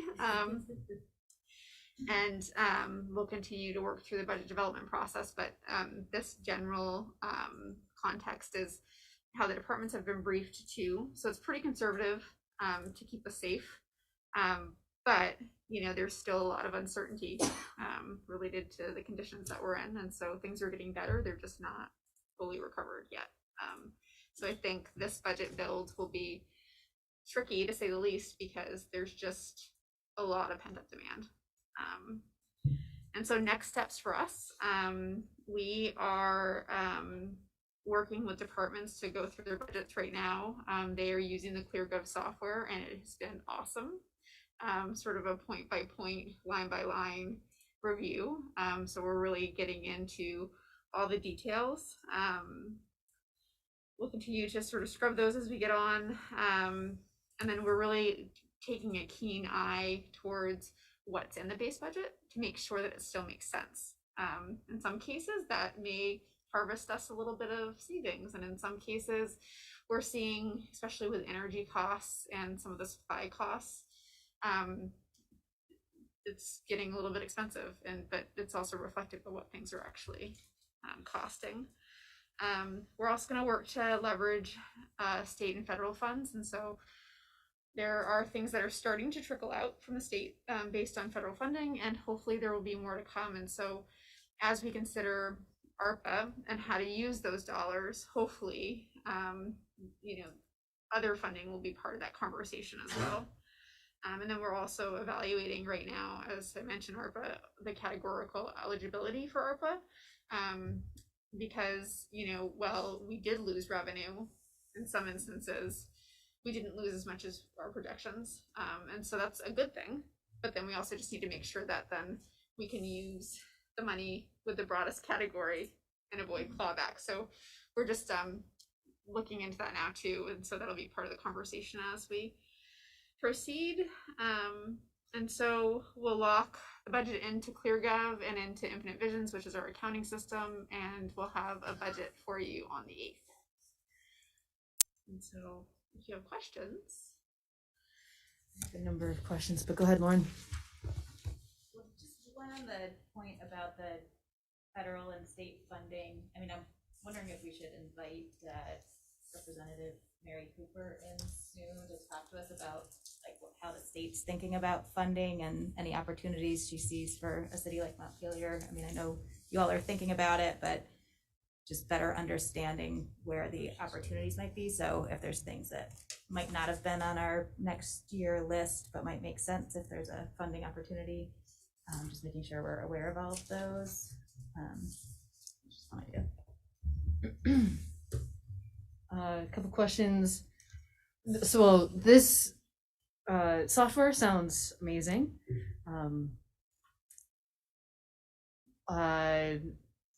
Wondering about whether or not we will have the kind of Excel sheet that we've had in the past to manipulate numbers ourselves and play with things, to see how it impacts in bottom lines, etc. Okay, so we'll still have that. Yeah. That's great. And the software should be able to do that too. You can change right in it live. Okay. I would assume that if we were playing with it on our own, we would not have access to that. So, okay, this is as long as we have something that we can sort of manipulate. That was very useful, I think, in the past for us. I noticed in the memo that you all cite CPI right now for the Northeast is about, was it 3%? Well, so Or in 4, it was August, 4. Yeah, it was 4.4, and Yeah, then in 4. September it's 4.6, and so it is going up. Yeah, well, and I also just noticed that COLA right now is like 5.9%. And does that, I mean, I guess COLA really would mostly factor into personnel, like salaries and whatnot, but those have been negotiated generally. So, but that doesn't otherwise come into your considerations. I mean, it's in the mix. Okay. Okay. And I think that leads also to where you all end up knowing those kind of costs, because I think when we started this, we picked 3 because we knew that's what the state was doing, and that's kind of where we've been. But as you can see, we're really at like 5. So and maybe that's not off. So, and from the list of projects that there are many potential projects, right?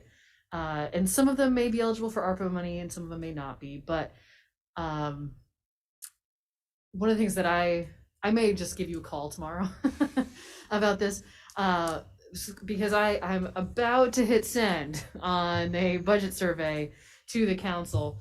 And one of the questions I would like to be asking in that is, for the council, what potential bonds are you interested in at least having a conversation about? And so, but I feel like I need to have a list of like, what are those bonds? And I can provide you with a list. What's that? I can provide you the list that Public Works has come up with and that we've worked on for our debt service calculations that are in the memo, just for ideas. That would be great. And the thing is, like, I know some of them might even be able to be grouped together because they're similar, or do we split them all out? I'm not sure what's the best. I'm not sure what's the most useful to you all. But anyway, we can talk about that. Or if you can send me that list, and if I have questions, I can follow up, so I can send out the budget survey. So I mean, I think obviously the more we know about your thinking, the better. And looking at the strategic plan and trying to pull projects from that, I hope we don't like reprioritize stuff you've already prioritized. So I think we want to look at that too. And at some point, we can even maybe use a ranking, thing like you did with the strategic plan. Normally what would happen is we would have this list, we'd hear the council's input, we would draft this, and then the council's capital improvements committee would look at that, and that's when you weigh in and then come to the council for consideration. So I don't know, that's what we had anticipated doing, but I think getting some early weigh in can't hurt. Well, and to that end, and anyone have thoughts?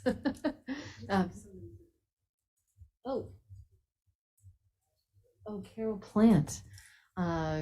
Thank you.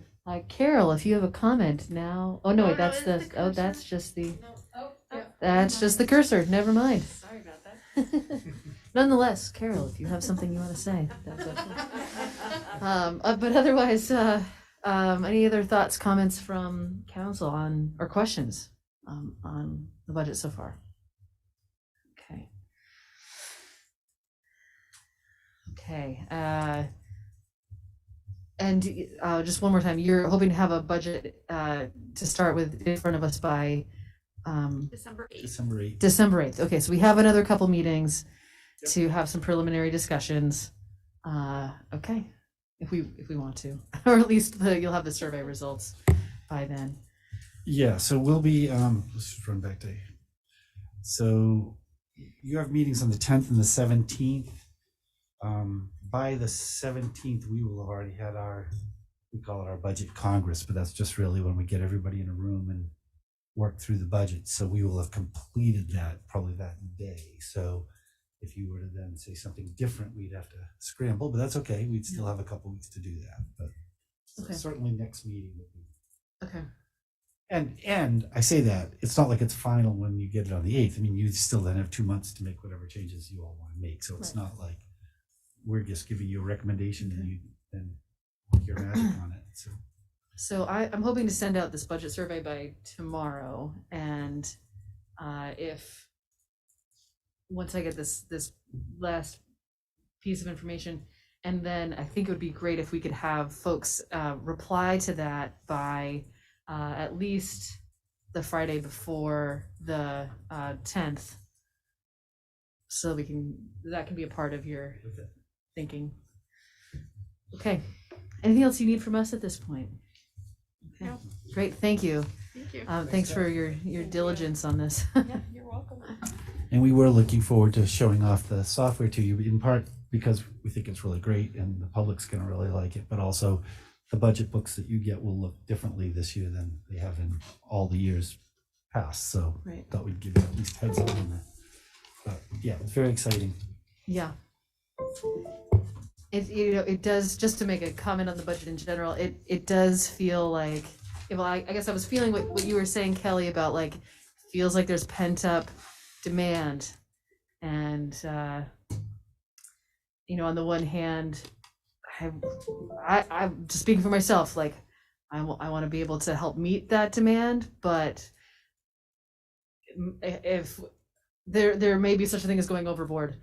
So I'm just holding that intention right now, and I'm very interested to see how that tension plays out, and what we are able to build back sort of within reason, if that makes sense, with a lot of hope that we can be taking care of some of these things, at least with ARPA money. I know a lot of it might be going to replace canceled projects, but there's still a lot to be discussed. So anyway, that's any other comments folks want to make generally about the budget at this point? No pressure.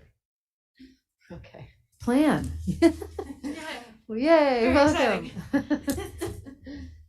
All right, give me a second. Let's see if we can actually make the strategic plan. I think we're super close to passing a final draft. I hope everyone has had time to review that.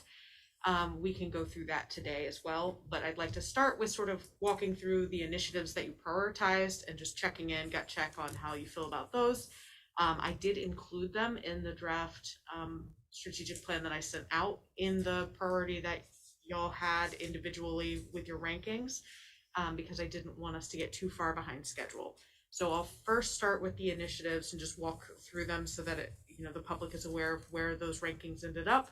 And then we can go into the draft if anyone has any edits or comments or feedback, if that sounds good. So we'll see if I can actually do that. The big screen.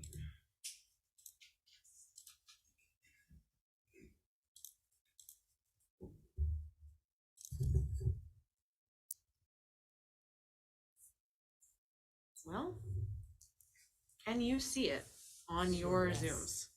Yes, but you have the side slides, but yes. Is it working now?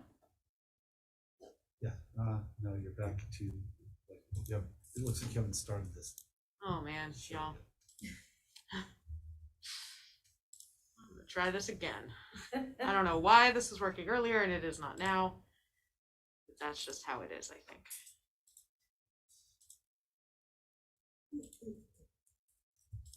Mhm.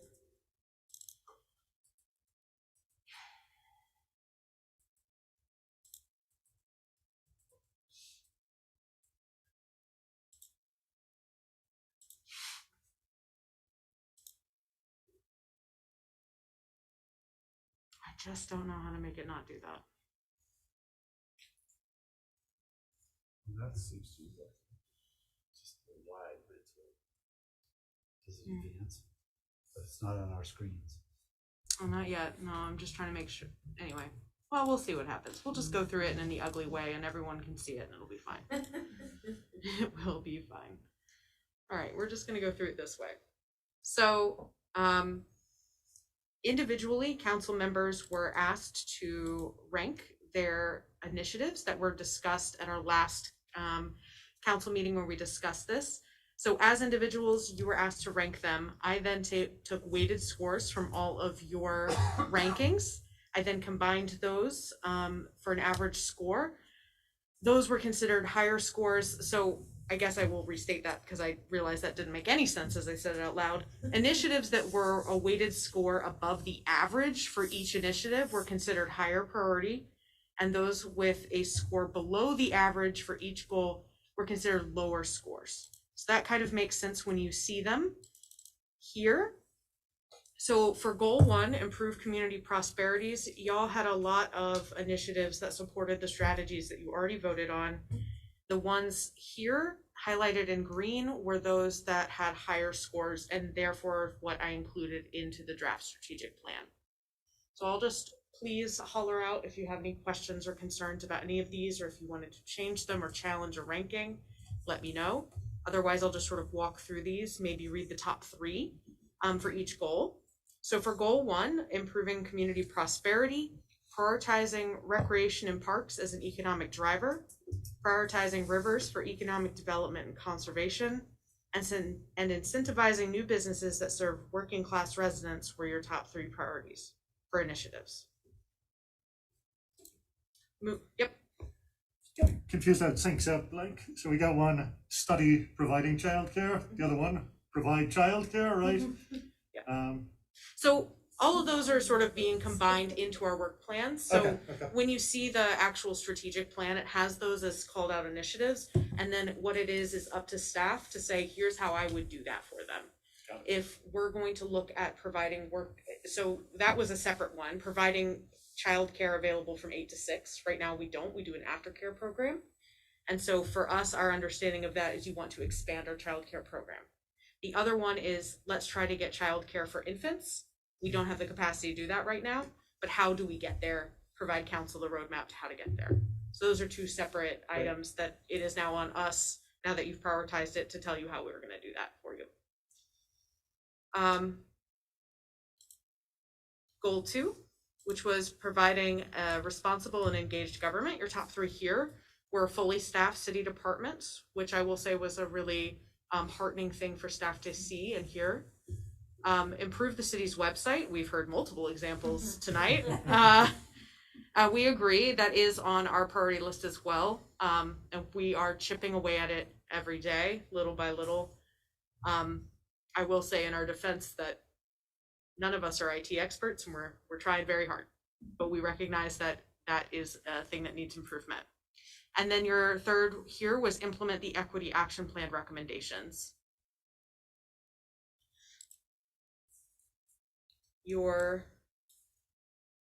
Why can't I make that smaller?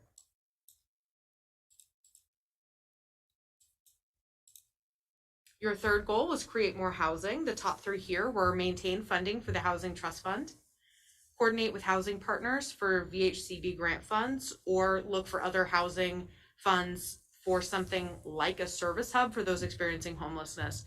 If you remember in your last council meeting, you did approve funding for the homelessness task force to look into this issue, which really shows your commitment to this initiative. And then the third one was update the housing task force's barriers to housing study. The next goal is practice good environmental stewardship. Your top three here were the implementation of the net zero plan recommendations, develop a long-term plan to address the discharge of toxic PFAS chemicals at our water resource recovery facility, which we talked a lot about today, promote conservation around Berlin Pond, including acquiring property. Goal 5, build and maintain sustainable infrastructure. Your top three here were construct a public restroom or public community restrooms. However that works out, you do have a committee that will be working on that, and I do know that quite a few other ones are looking at options here. Like quite a few committees are looking at this solution, and I have no doubt that we will get to one. The second would be provide sufficient funding for infrastructure investment. Kelly just walked through a lot of those projects, so I won't go through them again, but we do have identified capital needs, and you've prioritized investing in those. Then provide sufficient funding to attain and maintain at least 70 PCI average for road conditions. I think Zach just came and spoke about that recently, and so that did make one of the top priorities, which really ties into that infrastructure investment. But since it is a separate project and it does require separate funding streams, we saw that as a separate initiative. And then goal 6, improve public health and safety. Your top three were implementing a definitive plan for homelessness, and then creating that housing hub that we talked about before as a regional effort with services for those experiencing homelessness, and the implementation of the police review committee recommendations. So those are your top three there. So that was sort of the high level overview of the initiative ranking. Were there any ones that seemed out of place or needed any pushback or reconsideration? All right, thank you. So I'm going to stop sharing my screen real quick. Oh, I'm sorry. Yeah. I just want to observe, so I don't disagree with any of them. I do want to observe that a lot of the ones that ended up in the top three were kind of the fun ones. So, you know, like they were ones that like people are like, you know, really psyched about or passionate about. Mm-hmm. And I want to just acknowledge that there's a lot of like things that need to happen every day that are a little bit more mundane, that didn't make the top three, but are still important. And that's okay. I just want to acknowledge that. And I think, you know, we talked about this a few times, and the things that staff, okay, so I'll say, I'm going to be sort of frank here. The things that are not council projects that were presented and put forward by council as a new idea that has not been something that we've been working on long-term for many, many years, or it's just part of our job. If they were not included in your top high scores initiatives, they weren't included. But the things that staff put forward, so I have a slide up right now in front of me, goal 6, improve public health and safety. For instance, E911 renaming project continuation didn't make it into your list of top initiatives to prioritize in your council plan, because this is what your strategic plan is. But it is going to be in department work plans. It's not going away in that we are tracking our work towards that. We will be doing that work. It's just not in what you have decided as your top priorities, which helps us fund budget-wise, right? These things won't be unfunded, but you're saying to me very clearly, I want a definitive plan towards homelessness. How do we get there? And so that helps us do that extra work that needs to get done, because you're telling us what's important to you, which is what is important to the community. Those things the mundane things are important. They're not going away, I promise. We will do mundane things every day. We're grateful. Which is exciting. So. We love the mundane things. It's great. There's not a t-shirt. I think Jay had a comment. Well, what I don't want to do is open up a can of worms, but just looking at some of these things, we all voted and this is sort of how it played out. But to your point, Mayor, like some of the things that rose to the top were not necessarily fun, but things that were top of mind. Sure, and that's, sure. you know, That's fair. And fun. Some of them. To be fair, but so I don't know that we want to, like, if this is an opportunity to say like, hey, do we want to reconsider this? But I would just put one thing out there and then we can delve in or not. I'm open to the conversation, but looking at slide 6, goal 4, good environmental stewardship. I think about what the community impact of acquiring property around Berlin Pond is relative to making sure that we have parks in all parts of the city in terms of what our priorities are. I know, the evening that we talked about this and soon after we all got emails and heard from Christine, saying this was timely. This is a unique opportunity that maybe now is a good time to acquire some property and that there's, dollars associated with it. And it's sort of an easy thing, but is that really when we talk about being a good environmental stewards, is that a top priority of ours? So that's just one thing that jumped out to me. You could look at other things lower on the list relative to that, but that was one thing, just as an example, something that I wonder how, is that piece a priority? To be fair, creating parks in all parts of the city did make it into your higher scored initiatives for that one. Yeah, 7th relative to 3rd. So again, that's why I'm talking about can of worms here. I don't want to But I think the important part there, Jay, is to understand that means the council. That's something that we're going to, once it's in the list, then we pay less attention to the ranking. It's like what were the top ones that made it. So that means, and you also have implementing the Parks Commission's green print, which is actually calling for parks in all parts of the town. So you two things that said almost the same thing were out of the top 7. So I would say, as I read this, I say that's a pretty strong statement from the council that you want to look at park expansion around the city. So, and also none of these are tying y'all to any action necessarily. What we're hearing is in this, for example, using the Berlin Pond example, here's staff is going to get to you. Here's the path forward with that. Here's what it would cost. And it's up for y'all to make that decision, at which point you could say, no, I'd rather it go to parks and all parks. There's options there. And the other thing about that's a good example, because it just says promote conservation around the pond, and this is including acquiring property. What this does for us, and I think it's helpful to have this conversation because, I can understand, actually it was a great observation that you made, is now if, say, an opportunity comes up during the year and Christine or someone calls me and says, hey, is this something I can say, yes, we're in. We've already said this is important. Now we can't commit the money yet, but yes, we'll let's pursue this, as opposed to, I don't know how the council feels about this. We got to put it on the next agenda. You've told us that if to pursue these opportunities, you haven't said we're committing money. You've just said this is important to us.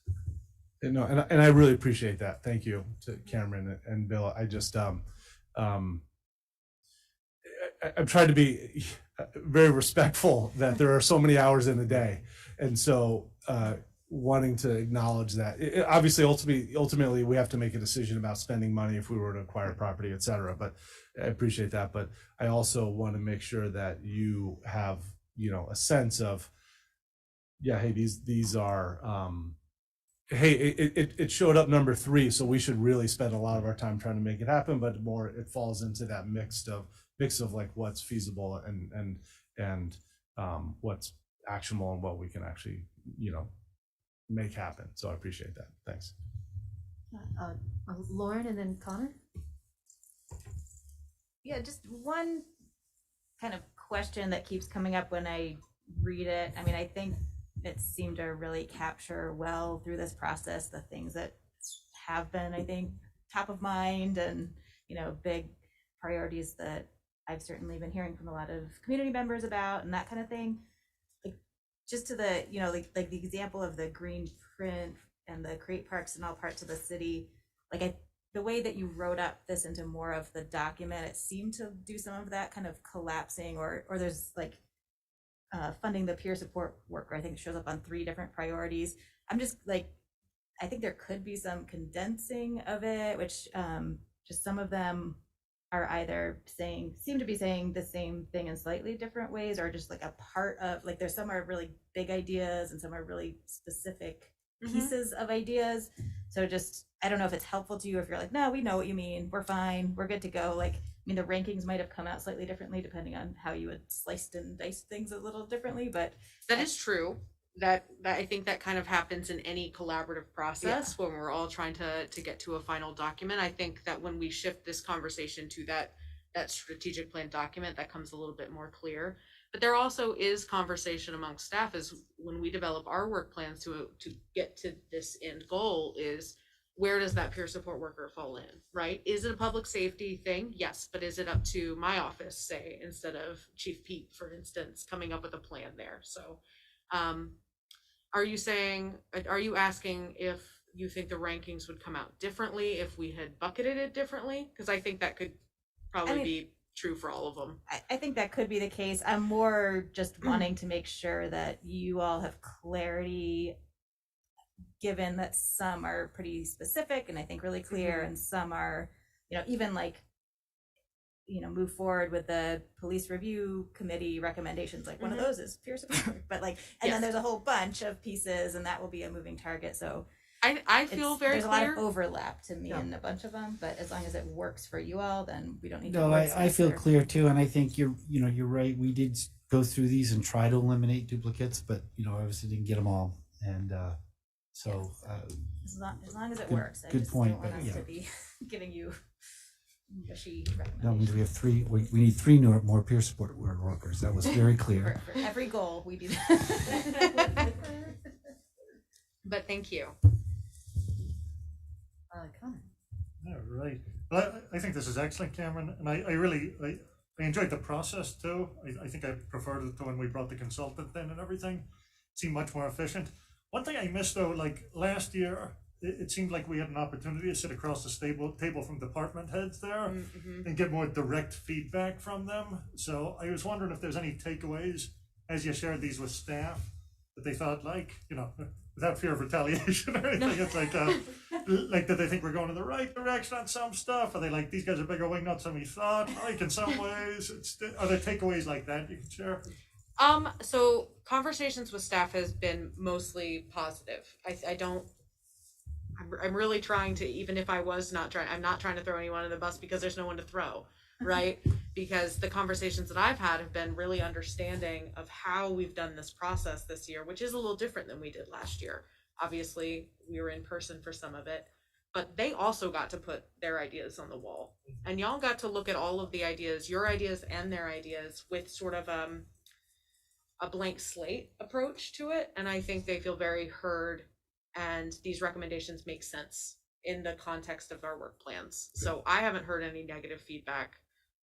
No, I haven't either, and I think to that point, we did a similar process with them to prioritize theirs to bring forward, and they were invited to all the meetings. They were all public meetings. I know some folks were present when we had the workshop. I think some people zoomed in, but I think we had said, hey, if you see them doing something that you're really concerned about, speak up. I mean, we didn't put a gag order on anybody. So I think Cameron, I agree with Cameron that people seem comfortable and they understand. Like I told you, it was last meeting, this is the clearest sort of prioritization and direction we've got. I think people really appreciate that. Thanks. So I'd love to pivot us to the draft document, if that sounds good. Okay. All right, let's see if I can share a Word document now. We'll see.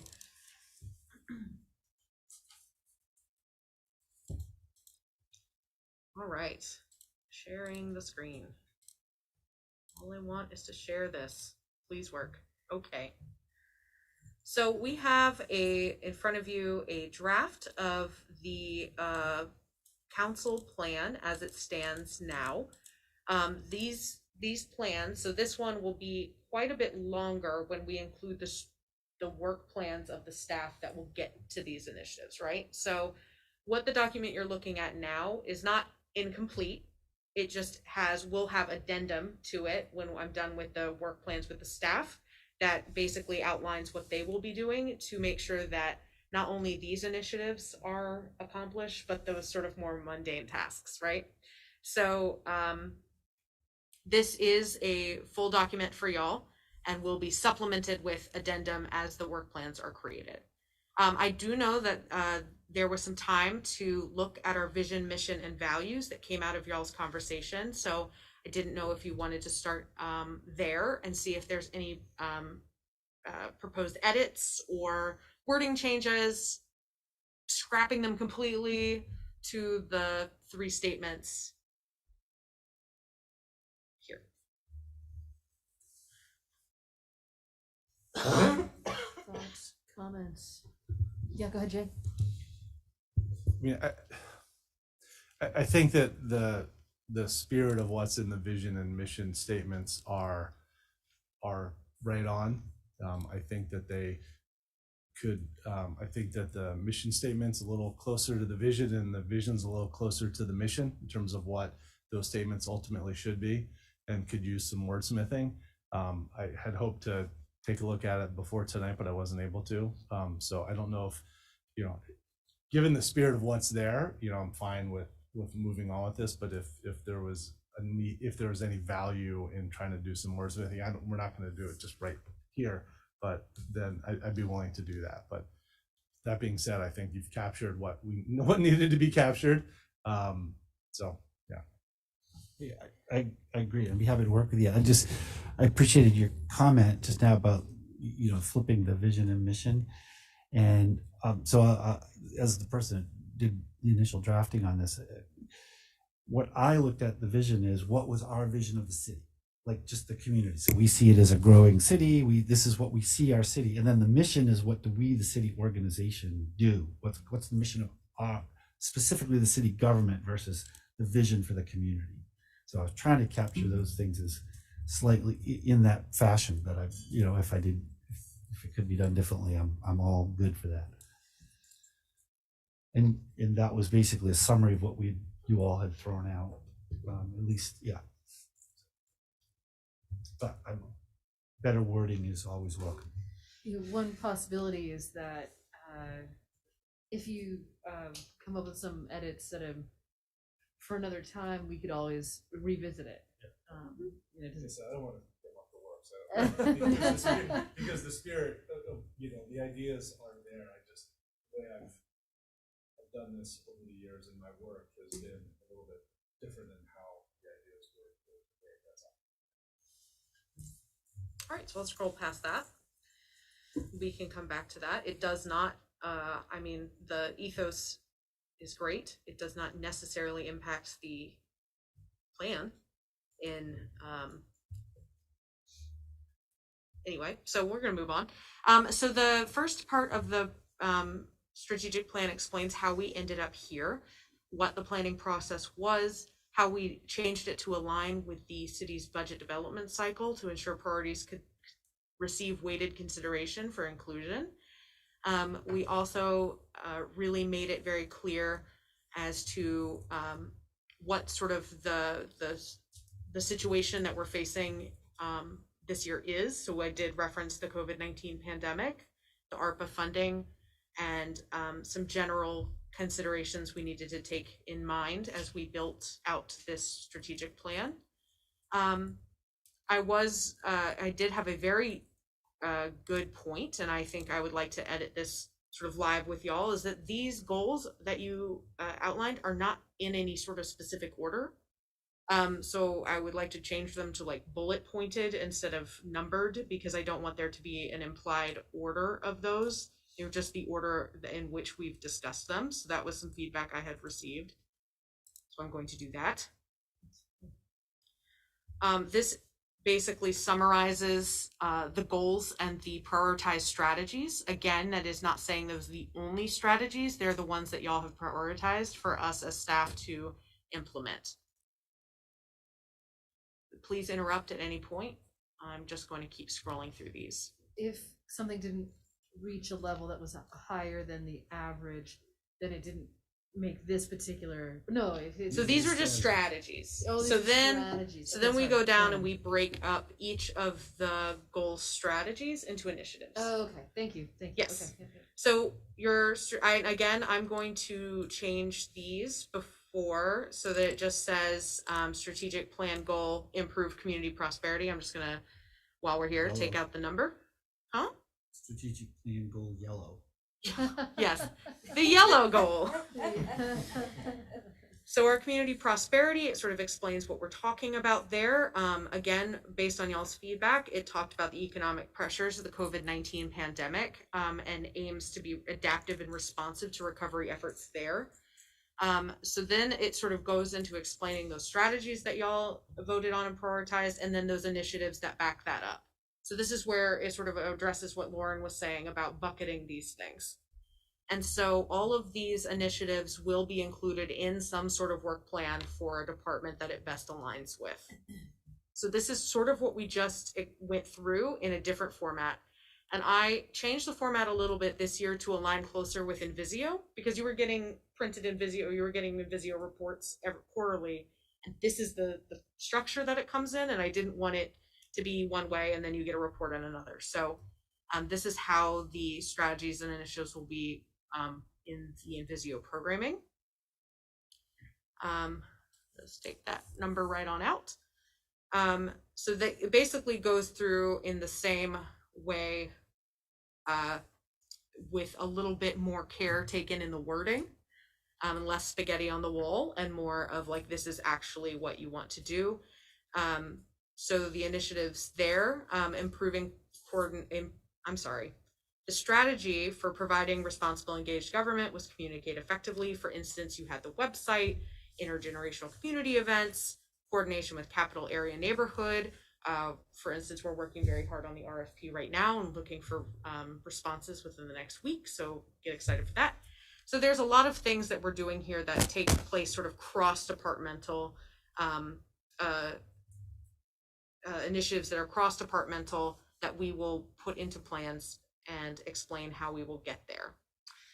I'm sort of live editing here, getting rid of some numbers.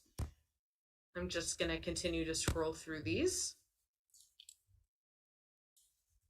I hadn't heard any feedback on formatting. I'm hoping as we are going through these that these feel easily understandable and approachable for folks. I try to keep the writing level on these approachable and accessible as much as possible.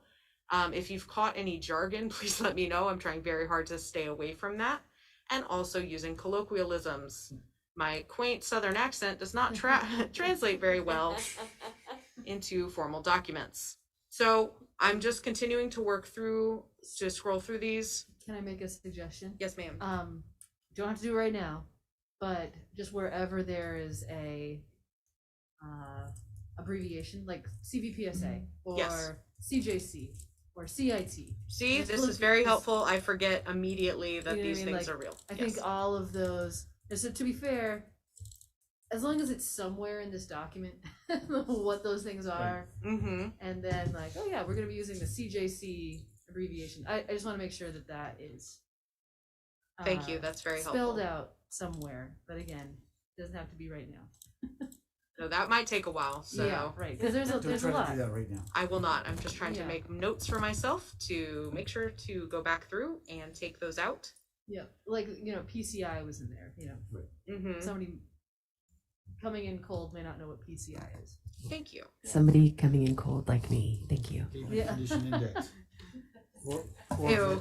or members of the public. Exactly. One thing that occurs to me following up on what the mayor just said was that there are references in this to a lot of other documents, and it would be cool, since this is going to be on the web page, to link to those things, so that where you say we're going to update the barriers to housing study, link to the study we did years ago, or the equity plan, or the police review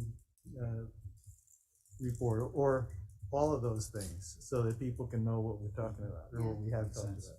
I will do that. Thank you. That'd be amazing. And so this last graph or chart that I included comes from the team. So when I said there were going to be some other additional strategies, to accomplish your goals. These are the ones that the team has prioritized internally in addition to your initiatives.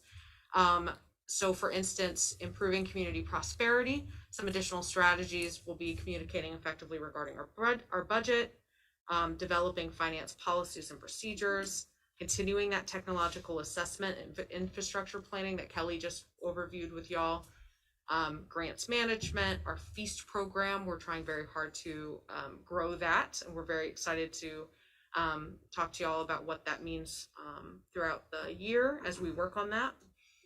There's some other ones that impact, like the senior center is looking to achieve accreditation. Our permitting process, we want to make sure that's more equitable and improved. Some of these include things like language access improvements. We want to make sure that that's improved citywide. And a lot of these tie directly into the goals that y'all have. So I've outlined some of those. One that I always think is very interesting and I enjoy very much is our cemetery green practices. We have a really state-of-the-art cemetery, and I wanted to shout that out. When we're talking about good environmental stewardship, they are a leader in our state. We have other things like the implementing the home energy ordinance. That's very important and something our departments need to work on. Another one I think is very important to call out is our long-term plan, the city plan, which ultimately is the city's guiding strategic document that hopefully at the end of that process, this document will feed from and to. So that's very exciting and important. And I know planning and the Planning Commission has been putting a lot of work into that. Another one that's come up in conversation recently that some of y'all might be interested in is the snow melt initiative using district heat. Trying to bring on a new district heat user, and that would be solely for melting snow in the back there, so that we have a sustainable way to melt the snow and then add more, so we're not just creating a backlog there. So we also truly need to create a more sustainable district heat management and expansion plan. We don't currently have that. We have folks who work very dedicatedly on district heat, but we could use a plan with y'all's buy-in. So that's one of the things that's important for us.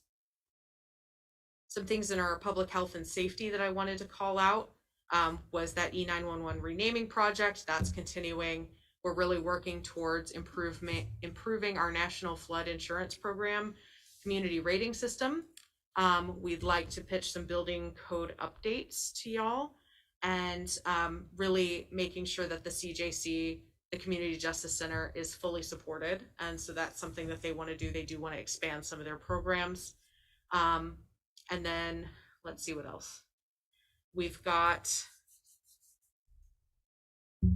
and then the Community Resource Officer position is new within our MPD, and they really do want to expand that. And that's a big goal for them, is implementing that further within our community. So I skipped in and chose some of those, but that's what our staff really came up with as additional strategies to implement your goals, in addition to the priorities that you all have identified. So that's where we're at with the strategic plan.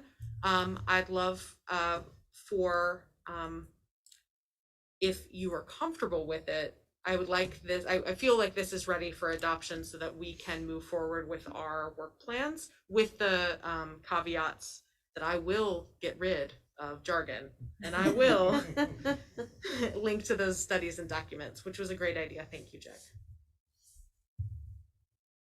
Connor, go ahead. Yeah, no, two things. We spent a lot of time talking about how COVID would be incorporated into this document. And I think you guys did a great job on that. I think it comes through loud and clear in a lot of these bullets without being a standalone one. So I just want to say thanks so much, because we spent a lot of time on that. I don't know if it belongs in this document, but one thing, obviously, it's going to be on my mind, the responsible contractor ordinance that we put a lot of work into a couple of years ago. I assume it's going to be triggered for the first time over the next calendar year here with some of the bigger ticket items there. So maybe a reference to, this would be the first time that we would use that. And also, pat ourselves on the back. It's going to create safer workplaces and offer a prevailing wage and good jobs for folks. Are you suggesting that be called out any particular place or just? I'm just scrolling through, like, Sure. you know, It could go somewhere. Throw it in there somewhere. Yeah. I think it could go.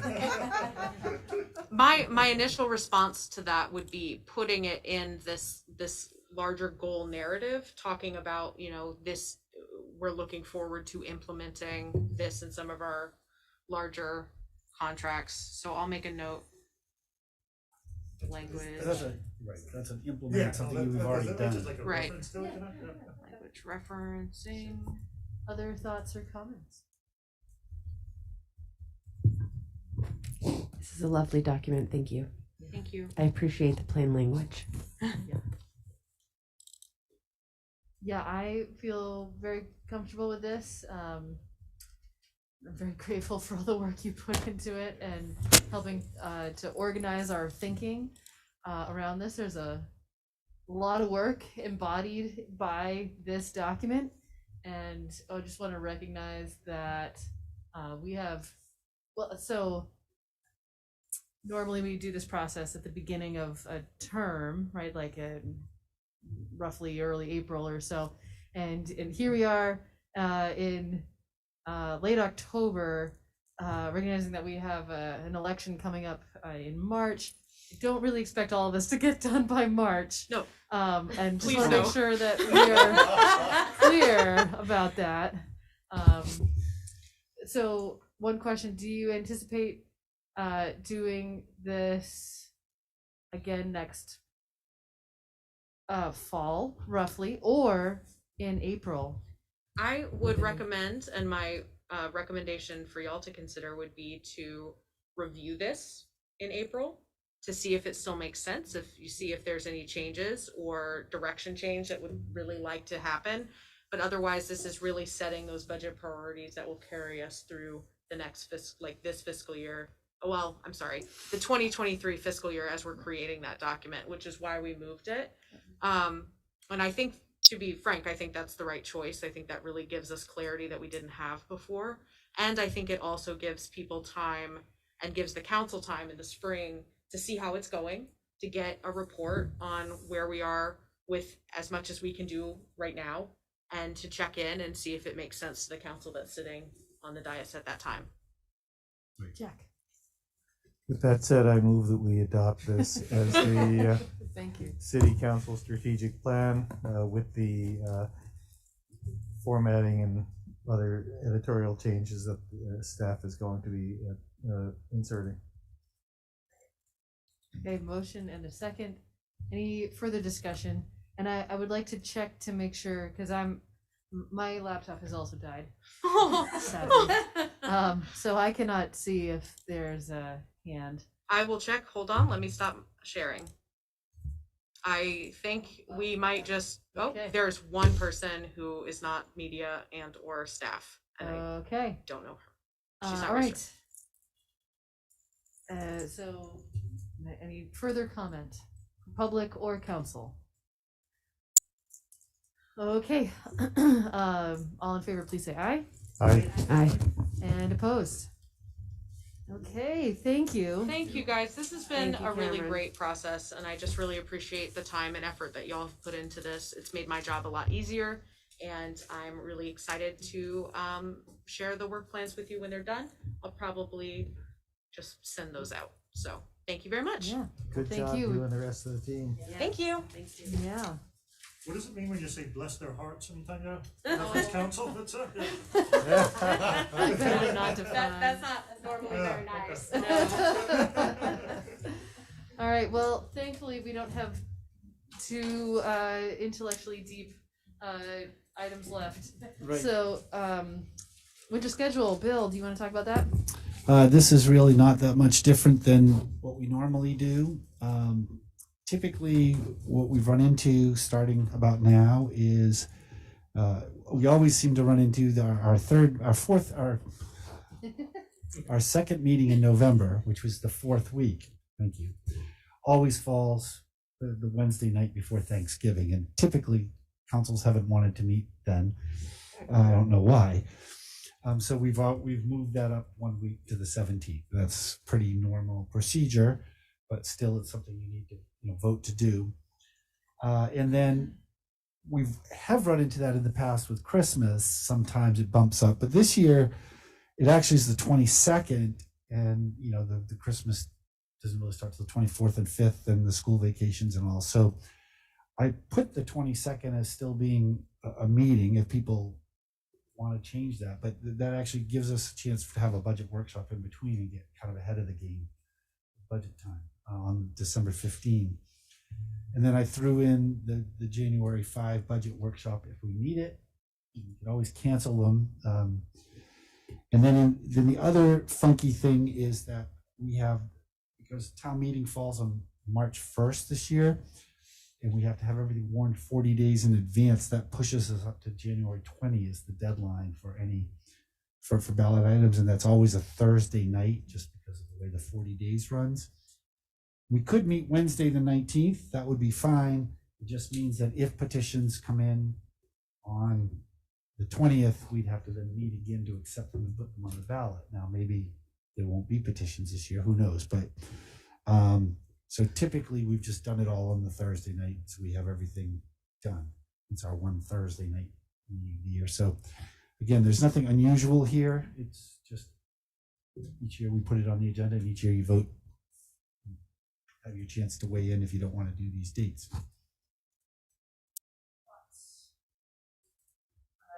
Lauren, thumbs up. Jack, go ahead. One of these nights is my wife's birthday, but still, I think it's a sensible so I move we adopt the schedule as proposed. Oh, that was a motion. Yes. Yeah, there's a motion and a second. Further discussion. Okay, and Cameron, anybody online? No. Nobody's got their hand raised. Okay, so any further thoughts? Okay, all in favor, please say aye. Aye. And opposed? Great. Gives us some certainty around that. That's nice. All right, and then filling some vacancies from Councillor Richardson. Now, to be fair, this could be an opportunity to like reshuffle everything, but in the interest of time, I think we should just focus on the ones where there is a vacancy. So focusing on just those pieces, let's just jump into it. I'm just gonna take them one at a time, if that's okay, team. So looking at the Building Code Appeals Committee that rarely meets. That's a thing, right? Right. It does rarely meet. That's right. What's that? We've had maybe 3 meetings in the last year. Oh, they're usually like 15-minute meetings. Oh, wow. Okay. And there's like a minimum number of people that we need on that?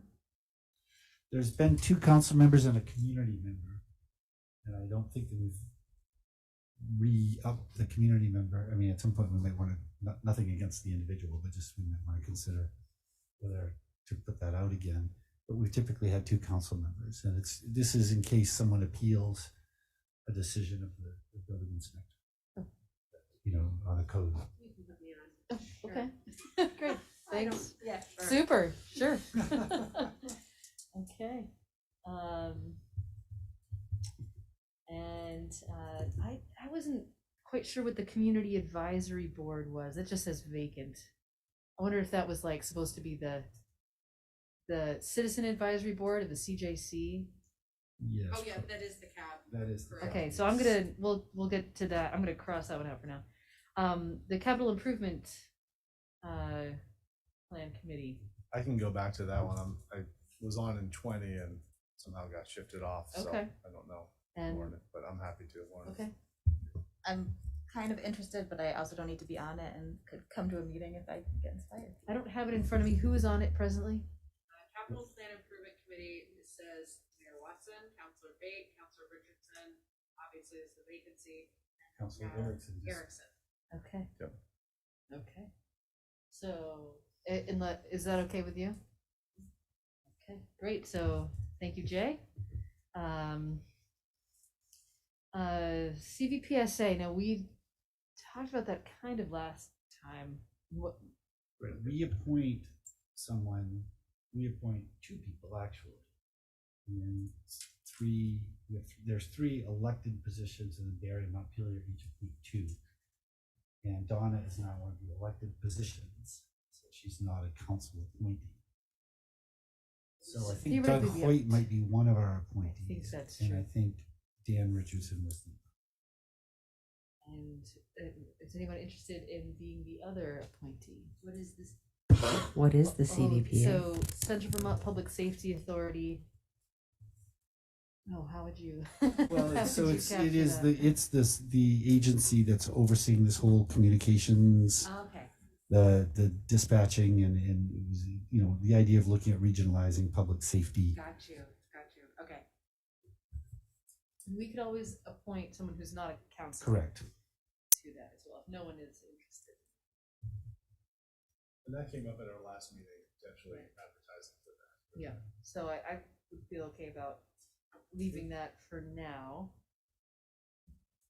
Well, we should advertise it. Yeah, we should do that. Because things are happening, and it's going to take a lot of effort. But I also think that there's value to having people who are doing the work, being like maybe having a police chief or a fire chief or somebody be.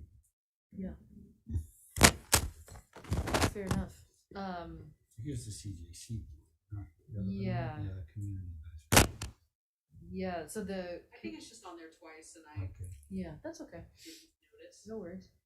So this is the Community Justice Center, and so they have a citizen advisory board that helps them plan direction and just advises them in general. Anyone interested in that? Actually, you would be? Yeah, I would. Great. Awesome. I think they only meet 4 times a year. We're changing that. Oh, you are? Yes. Oh, okay. Slightly Now more. it's 20. I thought it was 52. She volunteered to bring that up. I think we're changing it to 4 to 6 times a year. Oh, okay. And then you get hit up to volunteer for all sorts of stuff. On panels and. Okay, and the last one is the T.W. Wood board, just the art gallery that is provided there. Art in here, and yeah. As a former member of that board myself, it's a great board. They do meet monthly though. Anyone interested? I don't think that also does not have to be a council member. So Used to be the mayor. It was it's, designated. right, it's the mayor or the mayor's designee. Right. So yeah, I think it's okay to put that out to the world. We asked the else. Arts Commission or somebody from the. Oh, interesting. Someone from the Public Arts Commission. Yeah. Potentially. That's That would be very good. that would be very Yeah. So maybe we can reach out potentially to the Public Arts Commission, see if there's somebody from there who would be interested. And otherwise, I think if we advertise that would be great. And does the City Hall Art Committee do anything anymore? It basically is, they come and put stuff up. No, but we have a committee here with 3. I know, but that's never, as far as I understand it, that's never met. The last 2 years that I've been here. Okay, then why don't we just get rid of that? I think that's fair. Totally fair. I feel like we should have a vote to do that. You know? So, is there a vote to sort of officially disband the City Hall Art Committee? Yes, Jack. I would prefer to undertake this decision with a little more thought. That's fair. That's a good call. I will say that it was somewhat of a moot responsibility during the pandemic when the building was closed. Yeah, that's so true. That's a good as point. eager as I was to join the committee, and there was not a whole lot to get done. So it's certainly something that could be revisited. Yeah. I think this was a mayor's initiative to It kind of was, think about how to redo all the art in the building, and we did get rid of. Yeah, Yeah. There was some changes happened. Very grateful. Nonetheless, I do think if I agree that it might make sense to disband it, but maybe another time. So we've got Morton on the Building Code of Appeals, Erickson on the Capital Improvement Committee, advertised for CVPSA, Morton on the CJC CAB, and to be determined on the TW Wood Board, and talk more on City Hall art. Okay. Is that right? Yep. And I'd say we're fine not replacing that position on the City Hall art. Yeah. Yeah, fair. That's what you just not expand it, just never replace it. Get rid of it by attrition. One hypothesis is that we need to turn all of those names into a vote. Yes. I think it's a good call. Is there a motion to appoint folks as mentioned? Second. Okay, motion to second. Any further discussion? Yes. One thing, we do have the public restroom committee that Dan was on, along with me. We haven't met yet. I think we're looking at some legislative strategies for this, but might just be worth listing there since Dan was a member of that. Right, yep, fair. Anyone interested in that? I mean, oh, Lauren, yes. If it's legislative. Come on in. Okay. So Lauren, you're up for that. Okay. Oh, Throwing that out there. How many folks do we have on the homelessness task force? There's room for So another probably. you can absolutely jump on that. So Just so you know, when this is done at the beginning after the election, you all never make it a motion when you appoint these Oh, really? things. We never Yeah, you just do it. Oh, okay. You know, this is the yeah, that's why I stopped keeping track of them. I used to put every single one on the minutes. I'm like, well, they're not moving it anymore. Okay then. That's amazing. Okay. Did someone take notes? But Yes. I guess the motion has been made. I think the motion has been I think it's a made. good idea to make and, motions about and things. to be fair, it includes the ones that we just talked about. Is that So accurate? that's a homelessness task force. Yeah, homelessness We're task force. stacking the committee. And the restroom committee. Okay. All right, so including both of those. All right, any further discussion? I always wondered about that. Fair. All right, all in favor, please say aye. Aye. And opposed. Okay, so thank you everybody for your willingness. All right, so that is the end of our regular business, which is amazing. Council reports. I'm starting with you, Connor, because Don's not here. Is that okay? Yeah, no. No, I think the only thing you probably noticed in the news, we've got a protest going on the State House steps with a gentleman named Josh Listenby and Brenda Siegel. And I think he's done a good job drawing some awareness to the issues we've been looking at on the ground. One notable one, I was with them the first night there. I didn't stay overnight, but I was seeing what they needed. They said, yeah, where's the public restroom that we can use after the State House closes, right? Oh, no. It was like, oh, well, I could drive you to the police station, I guess. So they had to do that, so it's very real. And, Brenda started highlighting that in press conferences, which maybe will help with our state advocacy on this issue. So that's it for me, though. Yeah. Jay. One quick thing on a bit of a lighter note, as I imagine most folks know, a lot of the local breweries, distilleries have moved away from a tipping system with their servers and bartenders and pay them a living wage and have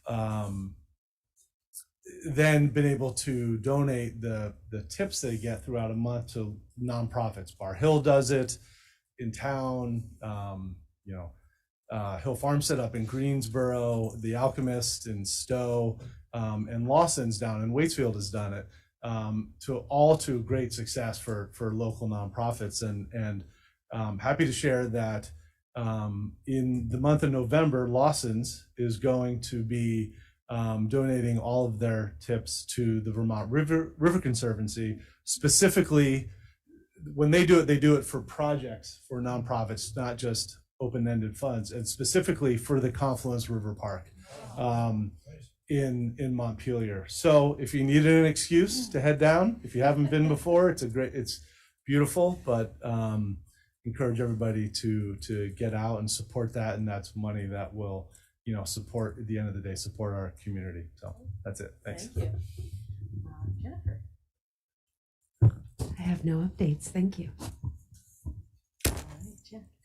I may be stealing a point from the clerk, but I just want to mention people may have seen that the Vermont Reapportionment Committee has been at work and released a report that this is the body that has been proposing legislative reapportionment in the state, and they decided this year to eliminate multi-member House districts and go to all single-member districts, and so that would, among other things, split Montpelier in half. We've had two-member district for many decades, and the proposal is to split Montpelier into two districts. The next step in the process is for the Board of Civil Authority to meet, consider the proposal, and make whatever comments we want to make. And that meeting is going to be on November 9th. And of course, like everything else, it's open to the public. And so if people have an interest in being heard on that, this would be the opportunity to do it. And I think it's going to be in this room. So the in-person and remote participation should be pretty easy. Yep. Thank you. I will pass tonight. I just want to highlight that November 18th, 4 p.m., there's going to be a rededication of the Challenger Explosion Monument that used to be at the bottom of the hill where you turn up to go to National Life. And it's been moved to the grounds at the high school, which I think is very appropriate. It's going to be much more accessible to folks. I think a lot of folks didn't know that it was even there when it was at the bottom of the hill, the National Life there. And it'll be much more visible. I think it was an important event to school children at the time, and so to have it on a school campus, I think is really appropriate. Anyway, so we're gonna have a time to rededicate that coming up in a couple Thursdays. So just heads up.